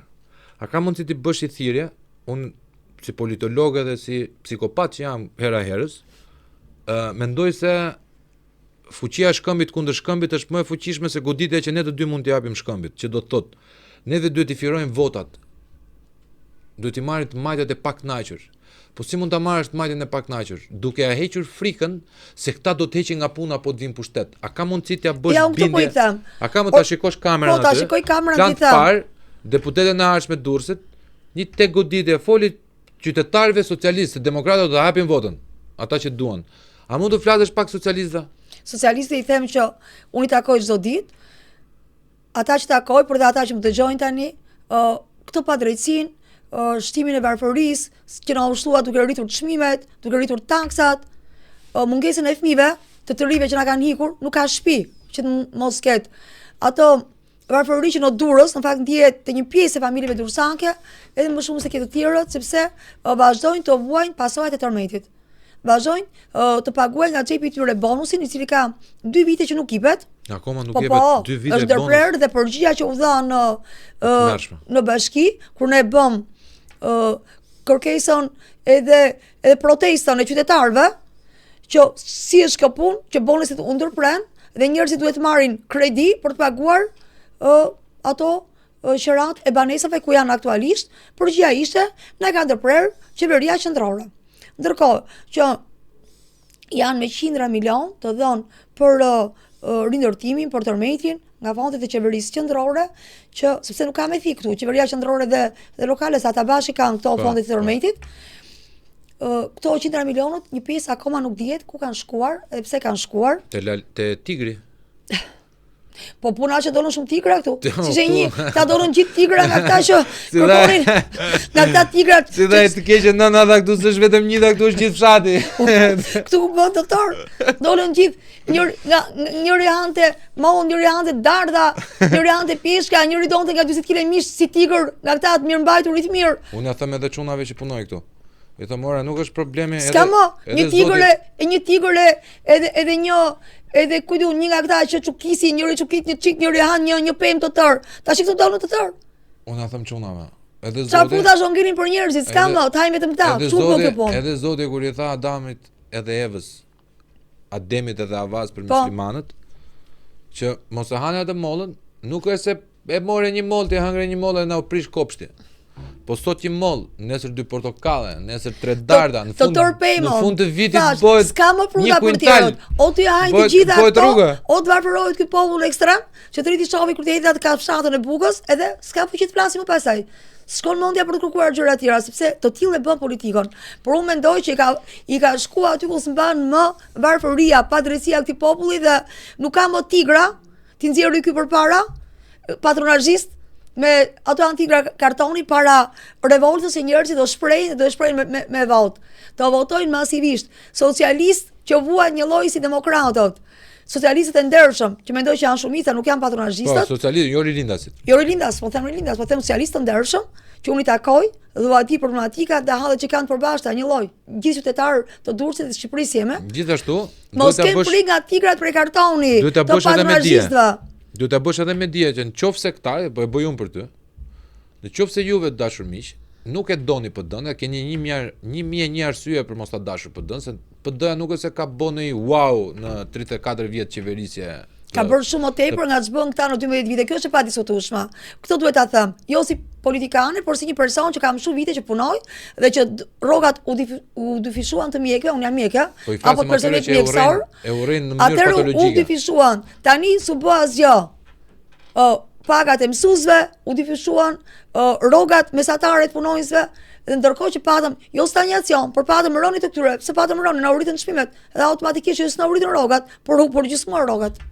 Dhe juve që e doni të coptuar PD-n dhe nuk keni faj që mund ta doni, sepse keni gjithë drejtën e botës për ta dashur, sepse sado që thoj doktoresha që shikoj se ka qenë më mirë, këta janë Jo, gabime nuk thash që ka qenë ka qenë më mirë se s'ka pas Tometa që s'ka pas problematika, ka patur. Por doktoresha nuk po e kupton se ku po e ngreun kurbën, vazhdon akoma të mbrojë PD-n e 1992-shit. Në qoftë se nuk doni PD-n, mos e votoni. Po votoni, kur isha studente, kur donëm gjithë për ta bërë përmbysjen e madhe që do e bëjmë tani. Votoni Edlira Harizin, në qoftë se nuk doni me voto PD-n. Mund të votoni Edlira Harizin. Do t'ju tregoj bultë im tani direkt, e keni të dytën në renditje, Kutia se s'ka numra aty. Të dytën në renditje të kutia pra të lista emërore. Por në krye të rubrikës që janë të ndara tek numri 1 te Partia Demokratike, e para votoni numri 1, Partinë Demokratike.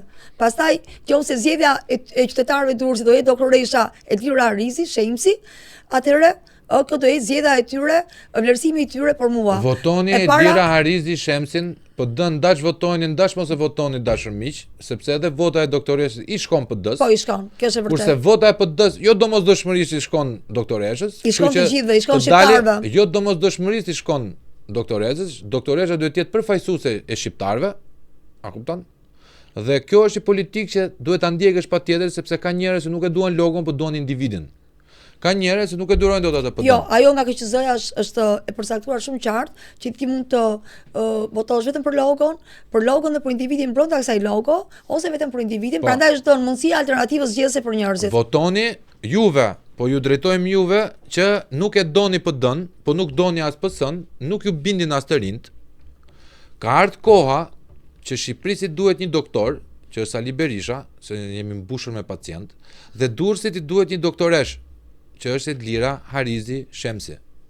Doktoresha është shumë modeste si natyrë, ashtu siç duhet të jetë një doktoresh në thelb humane, por mos ta ngatrojmë mjekësinë me politikën. Jepni votën te kutia e dytë në listën emërore të qarkut Durrës, për juve durrësak të nderuar, dhe kujdes se si ta vendosin atë X-in pa dal nga kutia, sepse çdo votë e pavlefshme i shkon mbretit.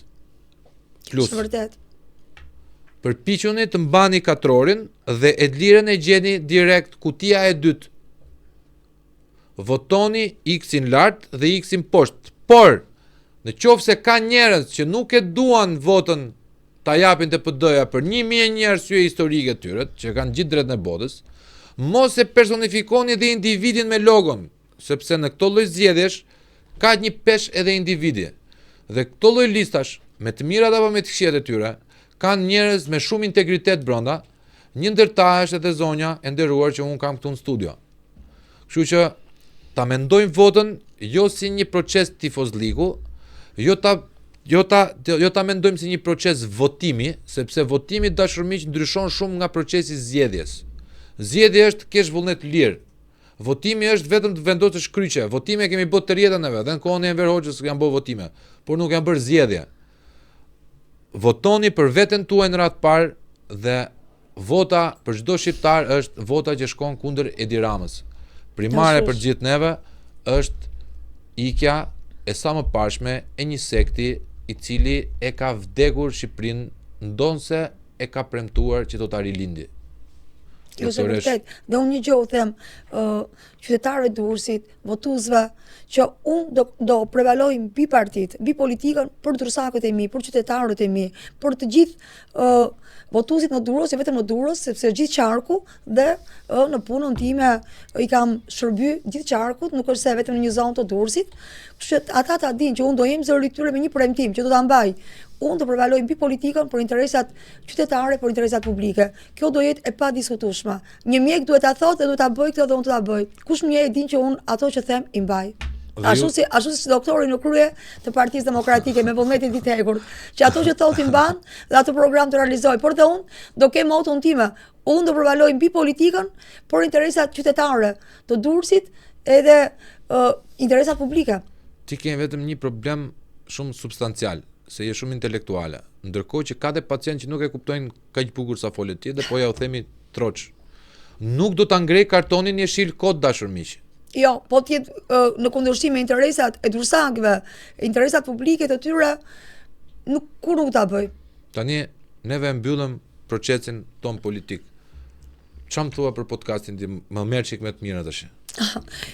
E para njërë që është podcast shumë simpatik, podcast pa pyetje, para prake, pas ka lejt pyetjesh edhe ato përgjigjet të vinë natyrshëm nga pyetja që bën, nuk ndihesh fare i stresuar apo posta ja përgjigje. Edhe zakonisht në fakt nuk mendohem, domethënë që t'ja them ose ja them, unë gjithmonë e them ato që mendoj, argumentoj ato që unë quaj të drejt, pse i quaj të drejt ose të gabuar. Edhe nuk në këtë podcast absolutisht jo, po asnjëherë kur jam përballë gazetarëve, nuk ri kështu ti them ose i them mos jem vetja. Unë dua gjithmonë të jem vetja ime, por podcasti jot ta jap mundsinë më mirë se në çdo tjetër, madje sot, për të qenë vetja ime, për të thënë gjithasë që kam menduar. Menduar për gjithë pyetjeve kam fjalën. Shumë faleminderit për gjithë komplimentat që ke bërë. Jo, është podcasti shumë simpatik, por edhe drejtuesi podcastit gjithashtu shumë simpatik. Kapet ta që hundët me dorë se ta kthejmë budën. Ja ta kapim. Ta kthejmë budën se mua më kap plumbi dhe shtrirën llogore. Po jo more, se ti ke emrin Shpend. Jemi origjinë nga Veriu. Je Shpend i fort, nuk ja ashtu ti. Doktoresha, të kam shumë xhan. Edhe Ju uroj më të mirat sinqerisht. Të uroj Zoti i Madh, uroj që të ketë një sensibilizim. Unë përpiqem ndonjëherë të bëj avokatin e djallit, sepse unë kam një revolt jo vetëm me qeverinë, por kam revolt edhe me bashkëkompasit e mi, që e marrë dhe mira dignitetin nuk mund ta heqi dot një klasë politike degeneruar. Digniteti është dignitet. Jam munduar shumë në fakt. Kam punuar në këtë drejtim, me i frustru, me intimidu njerëzit, me i shantazhu, në mënyrë që vërtet ti prekin te një unë shpresoj që kjo heshtje digniteti ti bëjnë të mendojnë sepse kafshatën e bukës mos mendojnë dignitetin. Njerëzit sot, kandidatët sot, unë këtë respektoj të ty, që ti atë kokë që ketë në dispozicion për të vendosur qytetarëve i bën pa shumë këto daljet spontane sikur ti je mbretëresha anglise dhe gjithë njerëzit po unë jam qytetare e thjeshtë, dish në jetën time private jam një qytetare e thjeshtë si tjerët. Më vjen mirë që të njova se fund ditës është pasuri kur ke një mjek në aq më tepër neurologa në rrethin misor që mund të marrësh këshill jo vetëm për vete, po edhe për rreth familjar, po edhe për rreth misor tjetër. Shpresoj dhe uroj me shpirt që qytetarët e Durrësit me atë fisnikërinë që kanë në këtë heshën e vet. Ama tha dikush tjetër këto, doktoresha po janë aq të heshur, ta duke si të heshur në rrugë kur kalonim. Ti shikon në atë heshën e vet Dursakut thash, që duket sikur nuk po të flasin, nuk po revoltohen, e kanë ndonjëra aq të madhe revolton. Dhe me atë heshën e vet kanë treguar abandonimin që kanë ndaj kësaj qeverie dhe revoltën pastaj do ta tregojnë me votë. Unë shpresoj dhe jam e bindur që kështu do ndodhi. Unë jam i bindur dhe ti duhet punosh, ke 30 ditë kohë plus minus. Jo, si janë 30 më pak, por pak rëndësika. Ai sa janë, do punojnë maksimalisht për shpalosur programin e Partisë Demokratike, por edhe çfarë unë mendoj në lidhje me politikën dhe çfarë unë mund të bëj për njerëzit nesër, po të jem në politikë aktive në parlament. All you have is all you need. Ti ka dhënë kohën në dispozicion, bë një fushat progresive realiste, shkoj qytetarëve pa shumë premtime. Qytetarët duan mos të ndihen më të frustruar. Por e mendoj që qytetarët duan edhe një njeri, mendoj unë, që edhe e njohin, një person, celulari i cili është gjithmonë i hapur, celulari im s'është mbyllur kurrë në 24 orë, sepse e tillë ka qenë puna ime, profesioni im, dhe kur nuk është mbyllur kurrë nuk do mbyllet më. Do e ken edhe doktoreshën, ai celular kur nuk do mbyllet edhe si doktoresh për ta. Unë tani që jam fushat, celulari për pacientët, për këshillat për ta, për mjekimet e tyre asnjëherë nuk e mbyll celularin. Edhe pse aktualisht këto ditë nuk jam në spital, por celulari për pacientët kur nuk mbyllet, pavarësisht punës që bëj gjatë fushatës, me takime me problematika të tjera. Kështu më mirë është të keni një njerëz që e njohin, që a di problematikat, që i kanë besuar jetën. Le të ma besojnë fjalën e tyre, sepse unë do jem zëdhënëse, porçuese e fjalës së tyre. Kjo mund të jetë logoja e fushatës tënde. Unë kështu mendoj, ata më kanë besuar jetën. Juve i besoni jetën, besojnë edhe votën. Dhe unë do t'i premtoj që unë do jem porçuese e fjalës së tyre. Bukur shumë, këtë duhet ta marrësh për shkakun, ja të doli tani. Këtë duhet ta marrësh, ta vendosësh logo, domethënë ta bësh një gjë siç e ka bërë Tet Kopliku, shoku im për shembull, beso vetin, voto Tetin në Shkodër. Besove shumë e bukur, se kisha dëgjuar në fakt. Besove jetën, beso votën. Unë kështu them, ata besuan jetët e tyre. Që kur unë kam qenë mjek e re, unë u bëra kjo profesioniste që jam sot, nga besimi i tyre. Sigurisht që unë luftova të isha e mirë, të punoja fort, por ata më dhan besim, të japin besim është një gjë e madhe. Besim për jetën. Atëherë të ma besojnë votën, se vota ime do jetë fjala e tyre. Kjo është perla, pra, kjo është gjetja e fushatës tënde. Nuk ke pse të lodhesh, të krijosh, se njerëzit orvaten të krijojnë, dalin sa më shumë në media, në përgjigje. Kjo është puna ime, jeta ime e vërtet. Ore ti mund dalësh në televizor shumë shpesh, po thotë ky idioti prap, ta heq. A kupton? Nuk është ideja sa herë del, po si del. It is not what you say, it is how you say it. Këto që them janë të vërteta, sepse ata që më njohin e dinë që këto janë të vërteta. Unë kam punuar, jam përkushtuar dhe kanë ndihmuar sa unë kam pas mundësi, por tani i premtoj që do punoj edhe sa të kem fuqi që unë të jem porçuese e fjalës tyre, problematikat e tyre për të zgjidhur ata, për të luftuar, do thjesht për t'i thënë, se për t'i thënë është një fjalë e thënë, po jo e bërë. Do luftoj që të bëhen patjetër realitet shqetësimet e tyre, të zgjidhen. Kur i besoni jetën, besojnë edhe votën.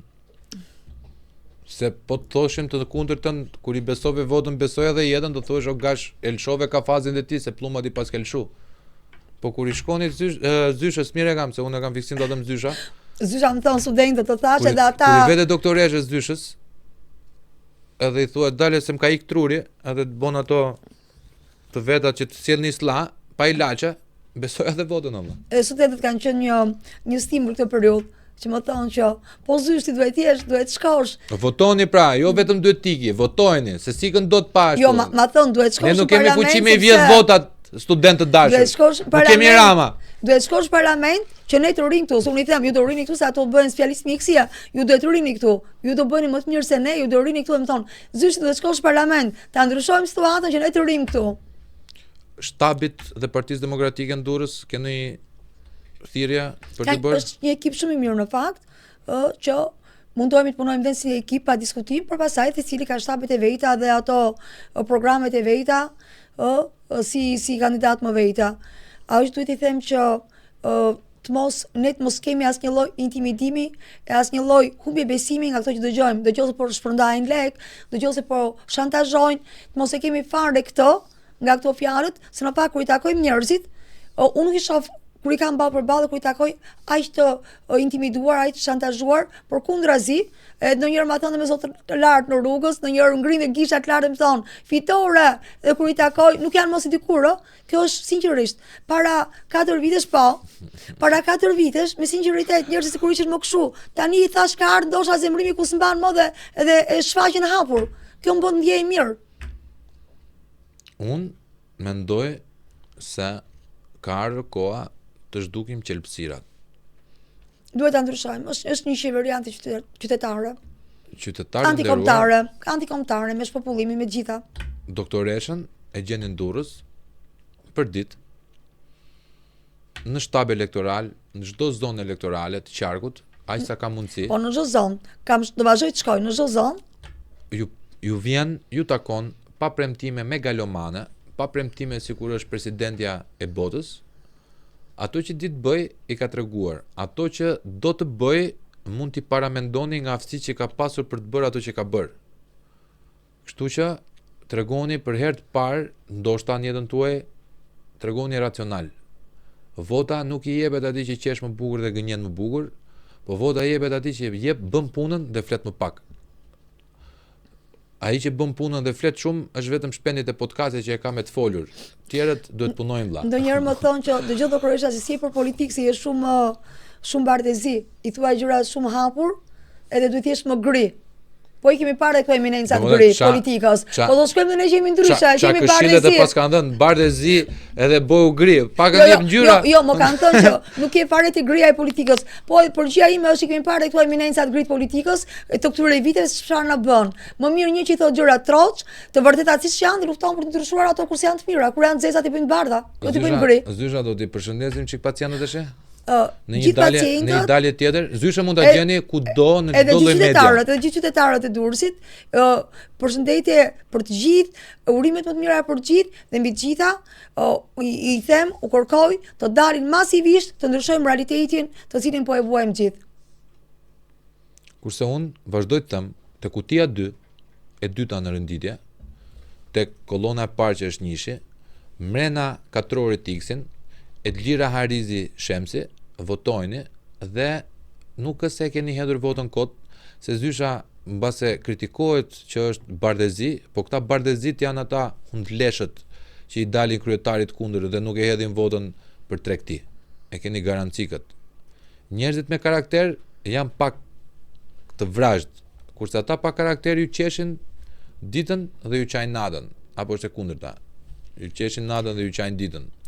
Unë mendoj që njerëzit me karakter janë njerëz të fortë që dinë të thonë të vërtetën edhe kur është e hidhur, dinë të luftojnë për ta mbrojtur, për të argumentuar të vërtetën e tyre dhe megjithatë për ta ndryshuar ato kur është i hidhur. Këta njerëzit me karakter dhe unë gjithë jetën e kam pas sfidë. Profesioni im ka qenë sfidë, jeta ime personale ka qenë sfidë, edhe këtë në politikë e quaj që një sfidë në para të cilës unë nuk do të dorëzohem, do luftoj.